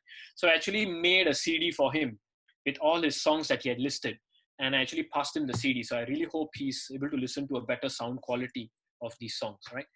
And something else you'll notice about the Kyrgyz people as well, a lot of them actually have bad teeth, all right? Because they eat a lot of sweet stuff, right? They eat a lot of sweet stuff, okay? All the marmalades. The gentleman I showed you earlier, the Sadirbek, the crazy guy who kept asking me telling me weird stuff. Actually, their family ran out of sugar. And we had like 6 kgs of sugar we didn't know what to do with because both me and Christian didn't eat much sugar. So we actually happily gave them all our sugar. And then we came back, right? So his teeth were like golden, and quite a few Kyrgyz people I met actually don't have proper teeth. They have like fillings or they have like completely golden teeth. Okay, so this gentleman is named Khalid, very, very nice guy as well. Okay, I stayed with him for a couple of nights. All right, and not everybody wears the hat. Okay, the hat that you saw. Right, but this gentleman did. He also lives in one of the carriages that Manish showed you. He lives all by himself. His nearest neighbor is about 25 kilometers away. All right, in a settlement called Palyan Bas, right? And this gentleman is a big fan of literature. Okay, so he reads Russian literature. All right, and Kyrgyzstan has quite a few famous personalities. I think one of them is by the name of Chingiz Aitmatov, right? He's a Nobel laureate, by the way, I think for literature, right? So he writes books. So this person is a big fan of his novels, right? So my friend Christian actually brought him a novel so he could kill time by reading books for the winter, right? So it was a very nice gesture on my friend, okay? And I also met a person who was very politically expressive, okay? Very opinionated, actually, not politically expressive, but very opinionated, all right? So he had an opinion on how countries should be run, you know, why certain countries are like bad, why some countries are good. And his entire knowledge comes from what he reads in the newspaper, okay? So he is actually a very big fan of the Indian Prime Minister. Like long ago, there was a prime minister in India by the name of Indira Gandhi over 30 years ago, right? She was assassinated, by the way. All right. So Indira Gandhi is like the daughter of the first prime minister of India. And he thinks that she's the best prime minister India could have ever had. Okay. I wasn't going to argue with him because it's actually not easy to argue such things, especially if there's a language barrier, right? And he kept telling me that, you people never had a leader as good as her. That's why your country is now in a lot of trouble with all these border disputes and everything. So it was a very interesting character to talk to, right? I met very few kids, all right, because most shepherds are generally living by themselves, okay? Only 1 or 2 places I actually saw kids, okay, where the kids are actually with the shepherding family and they've taken time off from school, all right? And this kid's name is Nurel, right? A very, very, very nice kid, okay? Very, very inquisitive kid, all right? Give him any device, and I tell you, like even a cell phone, he'll probably find a battery compartment in like 5 minutes, okay? Give him a screwdriver, he will like separate all the parts, okay? So that's a hammer he's with, that's his universal tester. He goes and knocks on things and makes sure they're okay, all right? And something else he also does is, this rifle here, by the way, it's a bolt action rifle, okay? For those who serve in the Singapore Army, who've done your national service here, you know what a 7.62 mm round is, okay? 7.62 mm round can kill a human at 300 meters, all right? At about 100 meters easily, you can kill a human, fatal, okay? 1 round is enough to kill a human, okay? And this kid actually is able to strip the bolt carrier of this rifle. He's able to strip the rifle, okay? He can strip it and put it back together, okay? The only thing he doesn't have access to are the rounds, the bullets, all right? Which this is Dad, Adil Bek, okay? Very, very soft-spoken, very nice person, right? So he keeps the rounds at a very high place so the kid can't access it, but he has full access to the weapon, all right? So this wolf that you see at the back was shot at a range of about 200 meters, all right? 200 meters, just trust me, it's not easy to shoot 200 meters in a standing position, okay? It's very difficult to actually shoot even 100 meters from a standing position when you don't have a scope, all right? I have tried it, okay? It's not easy, all right? But this gentleman shot the wolf. He's $160 richer, okay? But that's something I would like to talk about as well, how the role of women actually has changed after the Soviets left Kyrgyzstan, all right? So before, Kyrgyzstan is a very different country from most of the other stans that you know of in that sense, okay? The Kyrgyz, they don't really practice Islam seriously. Like they are either very moderate, or I don't know, depending on where you put your benchmark of who constitutes a believer and who doesn't, all right? There can be different opinions, all right? But they drink alcohol. They're perfectly fine with alcohol, all right? So the mare's milk that Manish talked about, that's called Kimiz, that's actually brewed in summer. I didn't get a chance to taste it. They also drink vodka, right? So they are pretty liberal in that sense, all right? They are very not at all conservative, right? And women in the past used to be even like serving in the military and stuff like that. They were going to work. But after Kyrgyzstan gained independence from the Soviets, there's actually been a shift back whereby women are actually going back into the house and leading a more sedentary lifestyle. They're actually managing the house now, all right? So gender roles in that sense have changed since 1991 when Kyrgyzstan became independent, all right? They're trying to embrace more in some ways Islamic values and things like that. At least that's what they tell me. I don't know, right? And Kyrgyzstan has a very, as you would see, right? The map of Kyrgyzstan is the shape is very strange. Okay, so there are actually enclaves in Kyrgyzstan as well, which actually belong to other parts of Central Asia. All right, so there are parts of Tajikistan which are located completely inside Kyrgyzstan. They are called enclaves, right? So it's a very convoluted border thanks to Stalin's mismanagement, right? So he actually wanted people of different cultures to live together so that he can do what is called a divide and rule policy. All right, so well, that's another story altogether. But this is Alina. All right, she cooked for us one day. It was really nice, and that's her son Nurel, right? And it's actually a tough job. Okay, you got to get water every day. You go to the river, you pick 2 buckets of water, all right? So at no point try to pick a fight with any Kyrgyz, because if you can handle a horse when you're like 5-6 years old, all right? And if you're carrying 2 buckets of water like every few hours, every day, all right? I don't think, yeah, you want to mess around with these people, all right? Their arms are going to be that of a power lifter, all right? And one punch and it's probably going to knock you out, okay? All right? And yeah, all right, the kids, they manage the kids. They make sure their horses are safe from the wolf as well, all right? They also have binoculars. So these binoculars are very common, all right? You'll see them in a lot of places, all right? They are made in this Karagnosk factory, I think, in Russia, right? They are Zenit binoculars, right? Very, very interesting, okay? And they have one family member that is this family, all right, they have a family member which, like what Manish said, looks deceptively like a dog, but it's a full-grown wolf.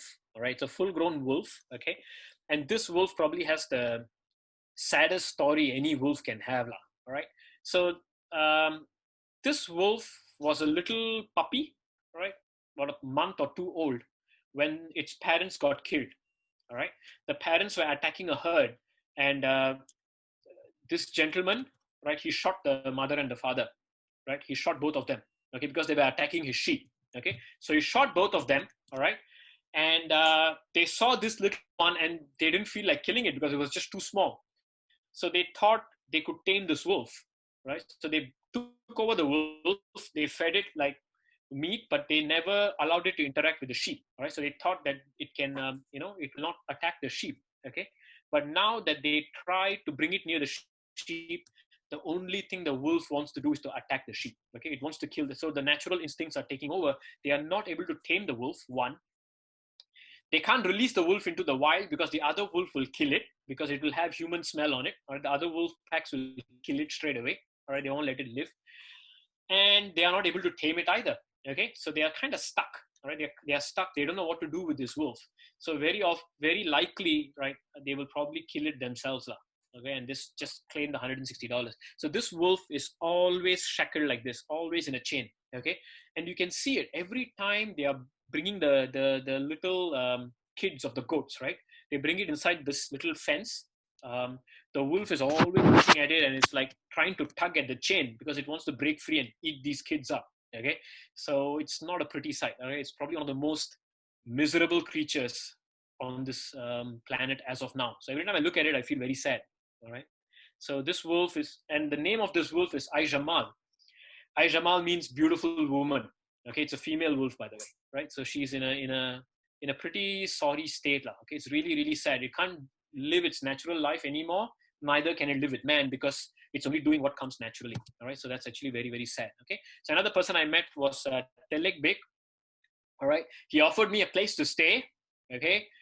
I stayed there and we found that that place was impossible to heat up, all right? So we spent the night at minus 10 degrees. I mean, he's a really nice guy, okay? He really didn't know that we had such an awful night until his mother came the next day morning and he's like, how did you guys spend the night here? There's no way you can heat up this house, right? And then, it was minus 10 degrees at night and I suffered, all right? But but he's really nice, all right? He actually brought us around.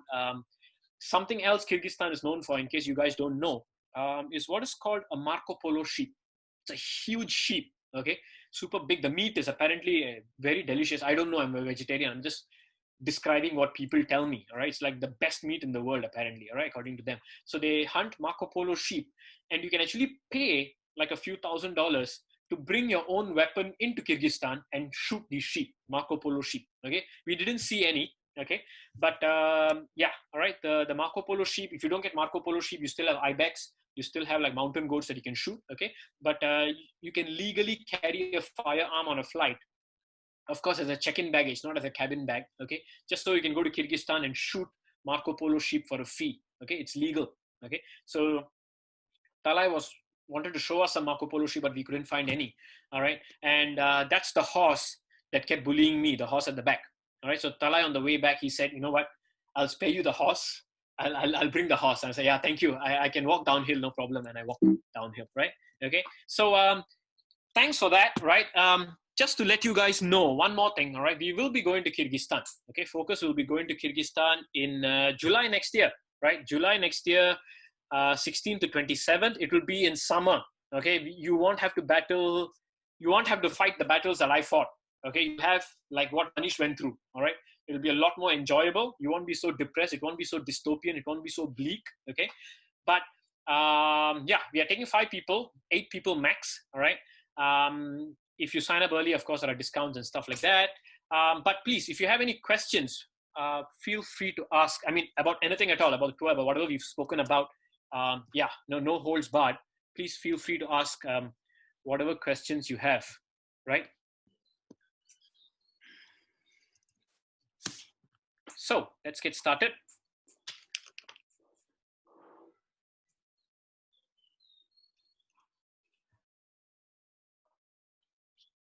So Nanda, I would like to tell you, Kyrgyzstan is one of the biggest, one of the largest, supplier of meat in the world.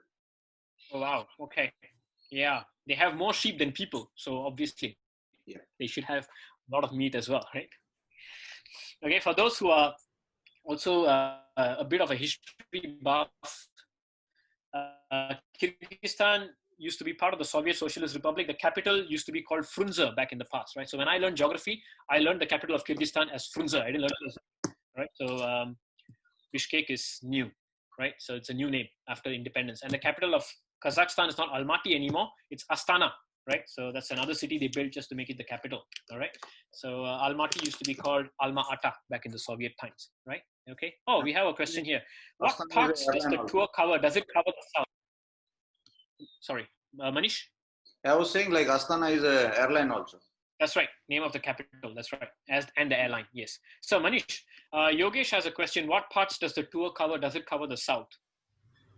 Not as of now, but I'm just, we are refining the itinerary. So probably I'll update you with those details. Okay. Yeah, we will be sending you guys an email. Don't worry. All right, with the itinerary and the information as well. All right. So once the recording is up, we'll be sending you guys an email. Right. Hey, Nanda. Okay, Magdalene. Yes. Hi, Rajiv. Go for it, Rajiv. Rajiv. Rajiv, you have to unmute yourself. Yeah, can you hear me now? Yeah. Yes, I can. Sorry about that. No problem. Yeah, first of all, let me commend both of you on excellent photography, excellent story, and really, really interesting trip that you guys made to Kyrgyzstan. I have, as usual, many questions. The first one actually is about lens. So Manish, I noticed many of your photographs were quite, it was quite panoramic. Mm-hmm. So I'm guessing you're using very wide angle lenses. What kind of equipment would you recommend that you take to Kyrgyzstan? So like when we talk about the Kyrgyzstan is, you can compare with the similar like what you see in Ladakh. So anything between like, 16 mm all the way to 200 mm would be advisable to, have it on this trip. Unless, you want to do something different. So 1635 or maybe 1740 or 1735 kind of a lens is really nice for a wide angle shot. And some places is really nice. You must have seen a couple of places where I was standing on the hill and the rolling hills were in the shadows and everything. I took it with the 7200. So if you have a 1635 and 7200 kind of two different lenses, you are done with it.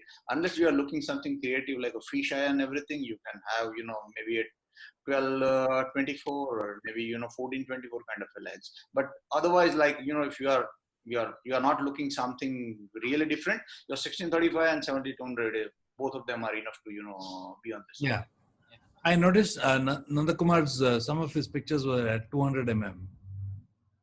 Yes, that's right. That's right. Some of Yes. those horse pictures were at 200 mm, and Yes. obviously, do you do a lot of cropping in that case? Okay, let me just quickly show you a couple of shots so I mean, the shots that you were referring to are probably the ones that you saw right here. This is a 200 mm shot, right? Yeah, Okay. yeah. So not much cropping because this is uncropped frame. The moment you see this EXIF data here means the frame is uncropped, right? It's what you see. Okay? So a lot of the shots, this one as well, this was shot on a 75 mm, which is a 50 mm on a 35 mm camera, right? This is a 1.6, 1.4 up. Okay, it's a 645 camera, right? So this was on a 75, this was on a 200. Honestly, just go with Manish answer because you won't go wrong with any lenses. Okay. Okay. So, you will actually do yourself a favor if you keep it. Just bring the whole works lah. Basically, you wouldn't go wrong. There's something to shoot everywhere. Yeah. Okay. And, right. I think which is what another person asked as well, right? What are the lenses you bought? So for me, I brought the 35 mm fisheye, which is 35 mm on medium format. I brought a 75 mm, a 105 mm, a 135 mm, a 120 mm, and a 200 mm in two formats. So I had about 8 lenses. Don't do this, please. Okay. Just bring 3 lenses. just bring zoom lenses. Okay, none of my cameras have a zoom lens, so they're older than me. The lenses are also older than me, so I have to bring each lenses. Yeah, don't bring so many lenses. Bring zoom lenses; they're a lot better. All right. So I had 3 cameras and about 9 lenses. Manish had 2 full frame bodies, and sir, how many lenses? I was carrying 3 lenses actually, but most of the time I was using 16-35 and 70-200. Okay. I had a 50 but I never used it. Yeah. Okay. And how many rolls of film did I bring? I brought 63. I finished 63 rolls of film in 20 days. Each of them takes about 30 shots. So that's about 16,800 shots in 20 days, 25 days. Yeah. Each of them takes about 20 shots actually in average, because average you take, yeah. Okay. So 20 times 60 is about 1,200 shots. I brought about, yeah. Now that you talk about your film photography, yeah, I just wonder, why do you stick to film photography? Oh gosh, don't make me drink lah. Okay, but yeah, why? Because I grew up on film. I learned all my photography on film. So even in university, I was actually doing. I was more in the dark room than I was in my tutorial rooms, and at no point am I going to tell you that film is better than digital. It's not. All right. As far as digital is concerned, digital will thrash any 35mm film camera on the market now, including the most expensive Leica. All right, it will thrash it. Okay, and if you want to shut up the film photographer, if he's going on too much about how great his film cameras are, you can just use 2 words to shut him up. Just say low light, you can shut him up. All right, but the reason is the process is very enjoyable. All right, I actually work in a dark room where I make my own prints. Right, so I make my own black and white prints, and that's very rewarding for me. I like the tactile feel of film. I like to slow down. I'm not a very fast shooter. So that's why I enjoy shooting on film. It's nothing to do with the quality. It's just to do with the experience of shooting it. It's also the same reason why people paint oil on canvas rather than using an iPad and printing it from a printer. That's, yeah.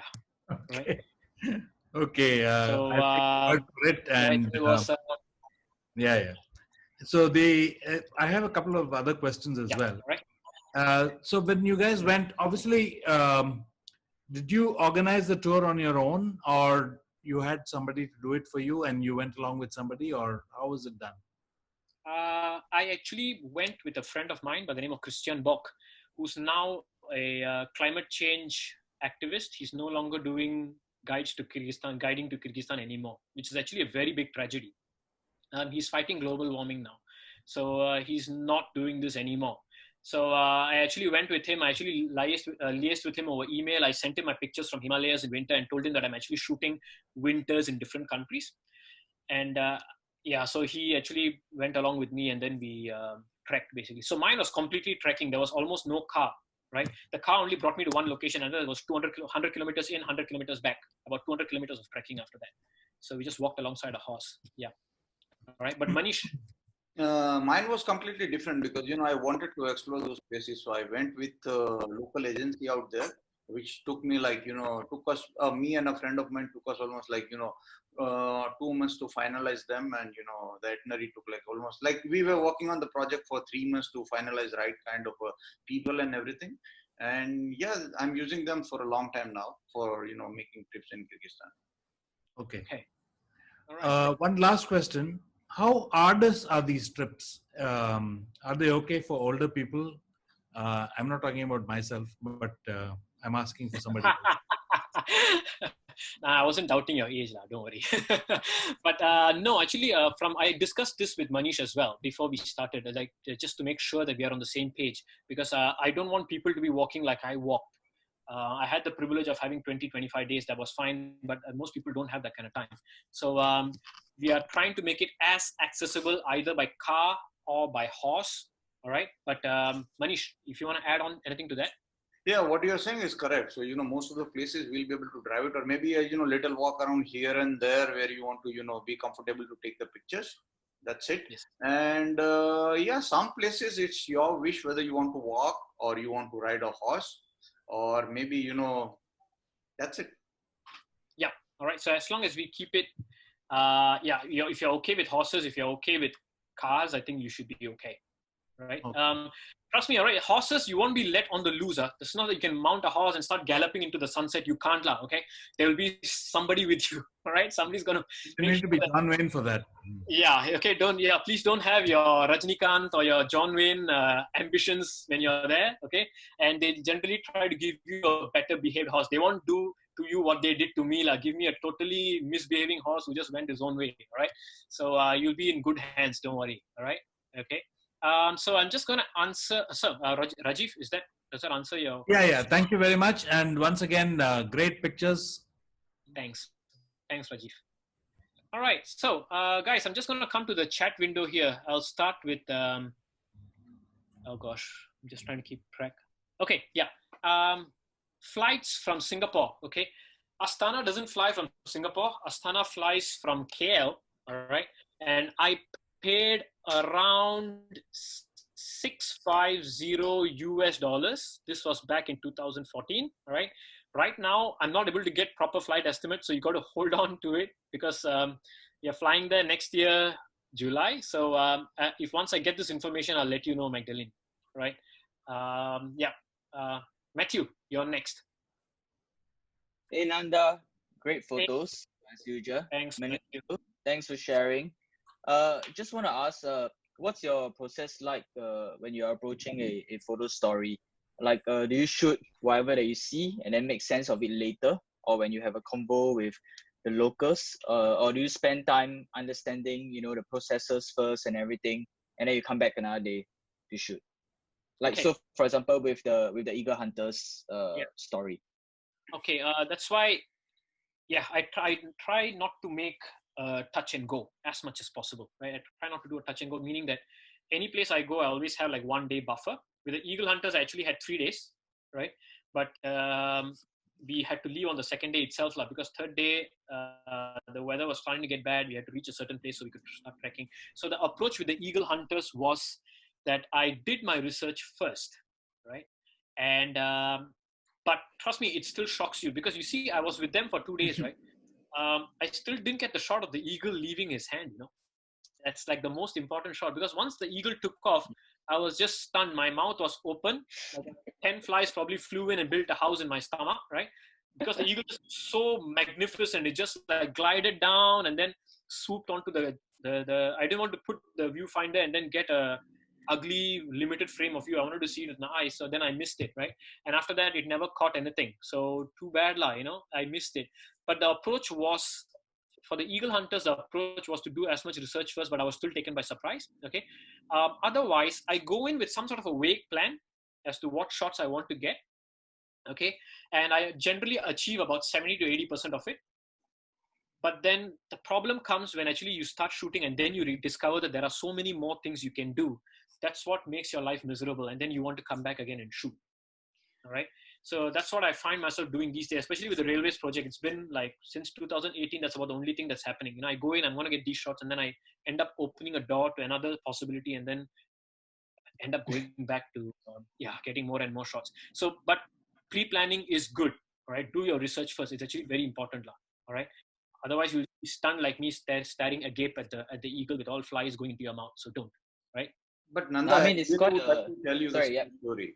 Like, if you are not well prepared, you always, come up with some random images and then you realize, boss, this one is missing, that one is missing. Yeah. And, end of the day, you are not satisfied with your images and everything.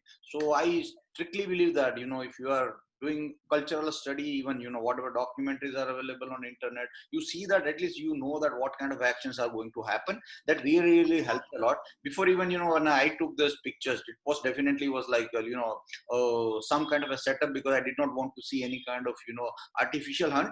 So I wanted to do, that kind of a portraits and pictures with the flash and everything on the field, which is something, it's a little different than what you do in the studio. So you have to be really, really prepared with those kind of images and, your imagination. And if you are well prepared, that helps a lot because the way you are working on railway project, I'm working on, another nomadic project in Himalayas. Every time you will come up with some surprise. So if you are not well prepared, definitely you will disappoint yourself. And, and that's another good sign also where, you are urged to go back to that place once again. So I see it in both the ways. Once you disappoint, but same time it creates another opportunity to travel. And, that's a different kind of urge to go and shoot and, find out something different. That's true. That's another chance where you can, correct your mistake, whatever you have done it in the past. Yeah, that's right. That's right. Right. Matthew. Yeah, that's so true. Thanks for the answers. Just to follow up, has there been any occasion whereby you just spend one day for example you had like 3 days on the eagle hunters, right? Yeah. Was there any occasion whereby you just spend like one day just observing and not touching the camera? Yes, with shepherds. Yes. I do that. I definitely do that. Talking and actually understanding especially if I know I have time, like the shepherds, I generally stayed like 4 days with them, like each of them. I spent quite a few days with them, right? So I could just one day I would just walk out, take a look what he was doing, like he's loading up, like, or he's collecting all the dung and then they use it as fuel sometimes. So this I do observe as well. Yes. Actually it's good you brought it up, because with the eagle hunters we were hard pressed for time, right? Because you do actually pay them to stay with them, all right, to stay at their place lah. Okay, so you actually pay for the accommodation. So you're actually a bit financially strapped. At least back then I was. Even if you ask me to do it now as well, it's actually a bit of a problem. But with the shepherds, it was a bit more laid back. We could actually chill out and just watch. And some days there were days where I didn't shoot anything at all, right? Just watch the sheep come back, and even some of the shot that you saw the sheep crossing the river, that was actually done on the third day or something. Okay, because there was some definitely a lot of observations. Especially if we know we have time at the place, the first few hours, in fact, the first whole day is just spent watching the world go by, and it's quite amazing actually. Yeah. And Nanda, what I do generally, I try to keep camera with me even if I'm observing things, because sometimes some moments what you see, you feel that there's a perfect light and perfect moment is happening around. I don't want to miss it or wait for the next day, and finally you don't get anything. So it's like I keep my approach is the same way to observe place, but same time my camera is handy, because compared to what you shoot on a film, digital is quite easy to manage it. So I make sure my camera is there with me all the time, whenever even traveling around. You should learn something from Manish lah. That's actually a very good idea. Okay, because every time, so one of the reasons why I observe more than I shoot is because every time I have to set up, I have to decide what film I should load inside. And whether if it's worth loading a black and white film, it's worth loading a color film, it's worth loading a 400 ISO film, worth loading a 100 ISO film, and then I just don't want to get into that whole mess. So I'll just like, okay, you know what? Let's just watch today. Tomorrow we decide what to shoot. And as a result of that, actually, I've missed a few moments. I have. Okay.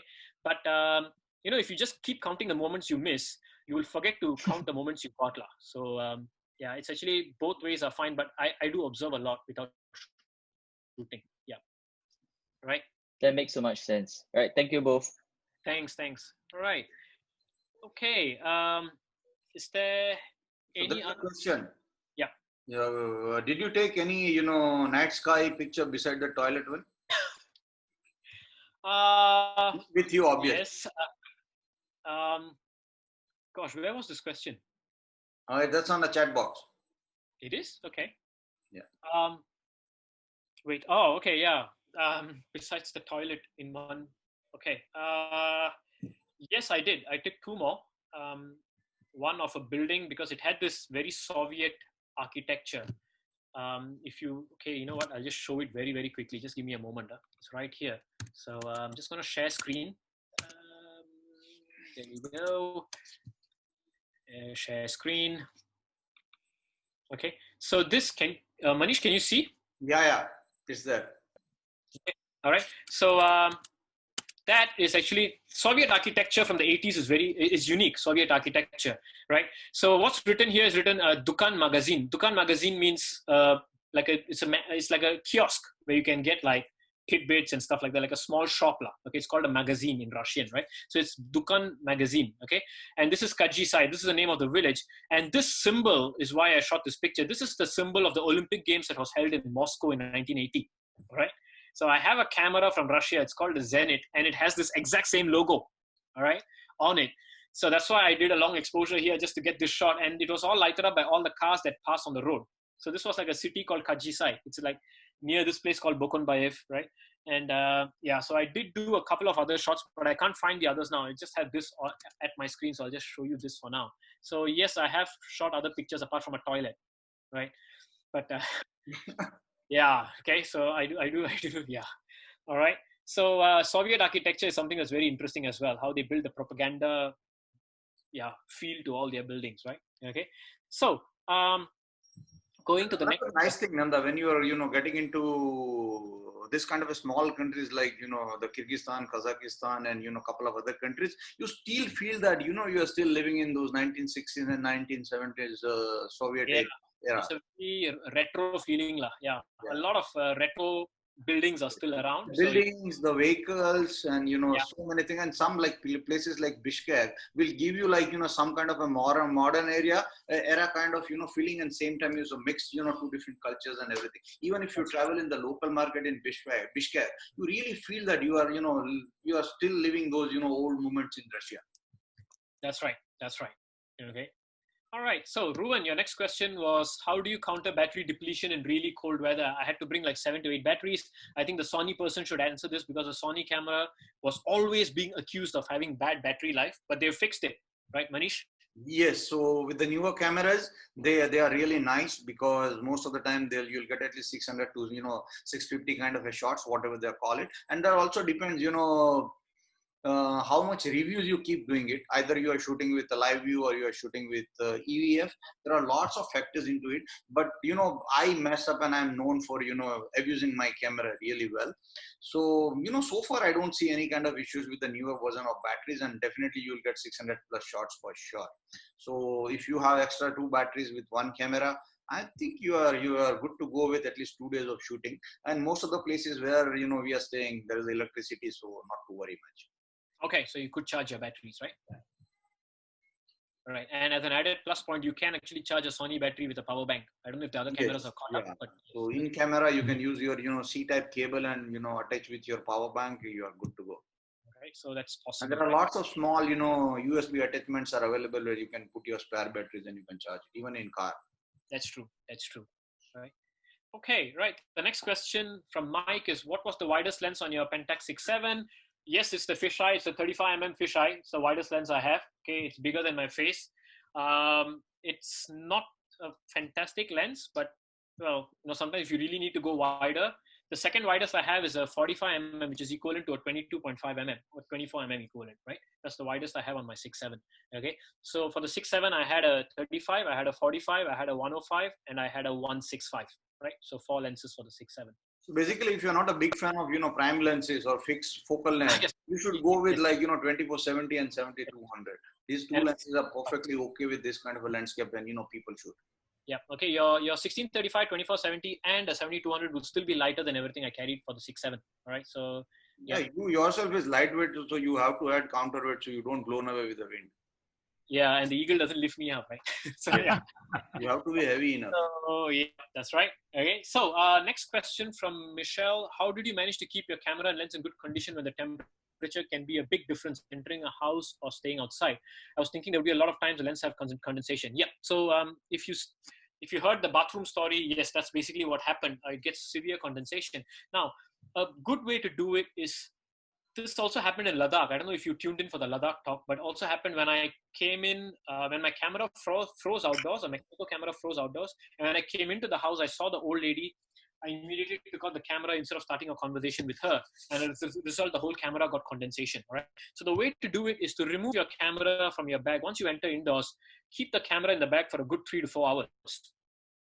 Okay, I was given assurance that the old lady won't move. She's going to stay there till lunch. So you have no issues. You can just take out your camera and shoot. So I had that assurance. So I just left the camera to warm up. Okay. But yes, it is a problem. It's definitely a problem. Condensation. And it's easier when you bring a camera from a warm area to a cold area than vice versa. So when you're bringing back your cameras inside, please keep your bag completely zipped up, put all your bodies inside, and let the camera slowly acclimatize to the room temperature, right? And for those carrying batteries, like that's also answering Ruben's question earlier, please keep your spare batteries in a pocket that's in your innermost layer. All right, I'm not asking you to put it inside your underwear. Okay, nobody else is going to touch your battery after that, right? Okay, but keep it inside your, wear like a pocketed shirt or a pocketed pant inside your layers and keep it there so it's very close to your body so the batteries stay warm. Right. So that's actually And very if you're important. using Manish, right? yeah, so if you're using a digital camera, make sure even you are not changing lenses when you are coming from, the cold place inside the room, which is really, it's a major Yes. difference. Otherwise, you might damage your sensor really well. Yeah. The last thing you want is condensation on your sensor. Yeah. Yeah. So yeah, that's important. Yes, actually, that's a good point. Please keep your lens mounted when you come in, and keep your camera in your bag. Let it acclimatize to the temperature, right? So And when you are talking about the digital camera, if you have like, higher end digital cameras, which is like properly weather sealed and everything, you can still take a risk of, changing or not changing, but, taking out from the bag if some kind of a case where you really want to shoot from cold to the, hot weather, but, still there is a condensation on lens, which you really can't, do anything yes, with it. yes, So that's going to happen. You might want to keep some pepper napkin or something where you really can, remove the condensation, and you can still shoot. There won't be any, harm on your camera body or anything, because yeah, it's a weather shielded. But if you are using some kind of an entry level camera or maybe a moderate kind of a thing, make sure you don't do that. Otherwise, you might damage your lens or maybe electronics. that's right. I mean, if you go further, you can also say keep the camera next to the warmest body in the. For example, in the yurt, right? They normally have this so-called tandoor or this stove in the middle. Yes. You can also put right next so the water evaporates as fast as possible. That's fine. Please don't put it on the stove. I'm asking you to keep it next to the stove. You put it on the stove, your camera is going to cook, okay? And if it has like some leatherette or something, it's going to melt. All right, just keep it near so the heat hits it and then it just evaporates, right? It's better to keep it away rather than, put anything close to it. Yeah, yeah. All right. So, okay. So, with the number of camera equipment, how do you carry it? I just have a backpack, a Lovi flip side AW something with the laptop compartment. So I carry the bag with me everywhere I go. Right. Manish has some experience carrying stuff and walking long distances. Man, it's crazy. Lots of equipment, because when you are making a trip the way Nanda did, even I do lots of trips for my own, and carrying a camera equipment and some kind of equipments which you generally use for on the trip, on the walk, like some water, maybe some kind of things to eat, and some extra stuff, extra jacket on stuff. It's really a nightmare, and if you don't have a right kind of a backpack, definitely it's going to give you a big problem. And one of the adventure I was there, I did not have a right kind of a backpack. I dislocated my shoulder. So if you don't have a good kind of backpack, then it's a problem. So but it's a very simple advice. If you are not very kind of a technology guy, if you are simple enough, try to keep bodies and two lenses, and you don't need to remove anything out of it, like 1:16:35 or maybe whatever wide angle you are keeping. One, you can put it a telephoto, and you are good to go for entire shoot. So don't keep changing your lenses and equipments very often, and you don't need to bring so many things. So if you can limit yourself with the equipment, it's very easy to walk around in this kind of places. That's right. That's right. Okay. So I mean, for me, I carried my camera and my tripod everywhere I went, especially when I went between places, like 20, 30 kilometers of walking, with all the gear. So my camera bag was like 15.6 kilos, I think. And my tripod was another, I don't know, 1 or 2 kilos, I don't know. Right. So we just walked with it. So you need to have a good strap. Okay. I also had a crazy kata bag. This is what Manish had as well. The Manfrotto bag. It was actually a kata redesign. Actually terrible. They are all bad straps. The Lovi Pro is slightly better. The flip side is slightly better. Crumpler probably makes good bags as well, but extremely expensive, right? But when we talk about the expedition backpack for the camera, I'd never seen any comfortable backpacks that are still produced. Yeah. So the bags are generally designed by I don't know. They're not designed by photographers. They're designed by engineers, I think, who don't really go out in the field. So the bags are pretty bad. But my Lovi flip side is quite good. It actually takes about 12 to 13 kilos without any problems, and you can walk with it. It doesn't hurt your shoulder. So yeah. All right.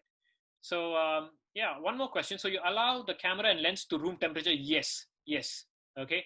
Or how often do you even change your lens for that winter trip? Okay, I change lenses very often because I'm on primes.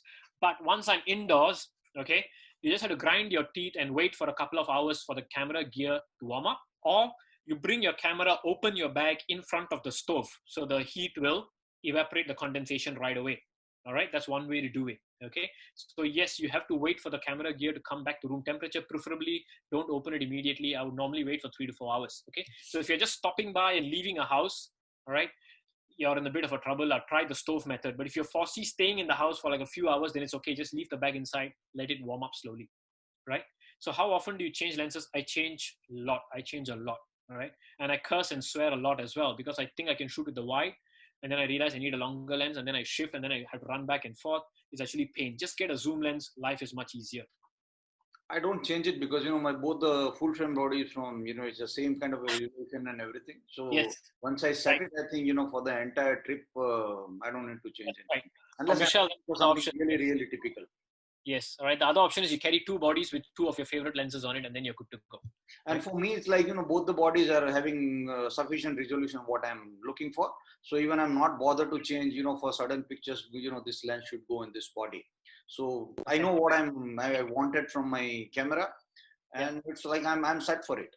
Okay. Yes. That's the other way to do it. Get two cameras of equal capability. All right. That's another way to do it. Okay.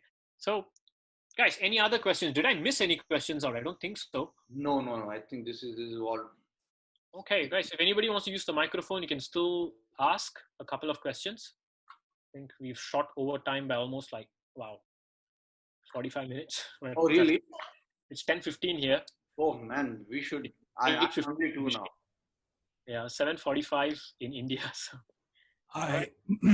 Guys, I have no question, but just want to thank you both for wonderful presentation. Thanks very much, and we'll see you next time.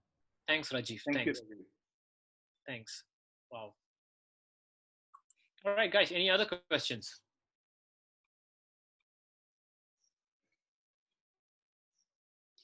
Wow, the silence.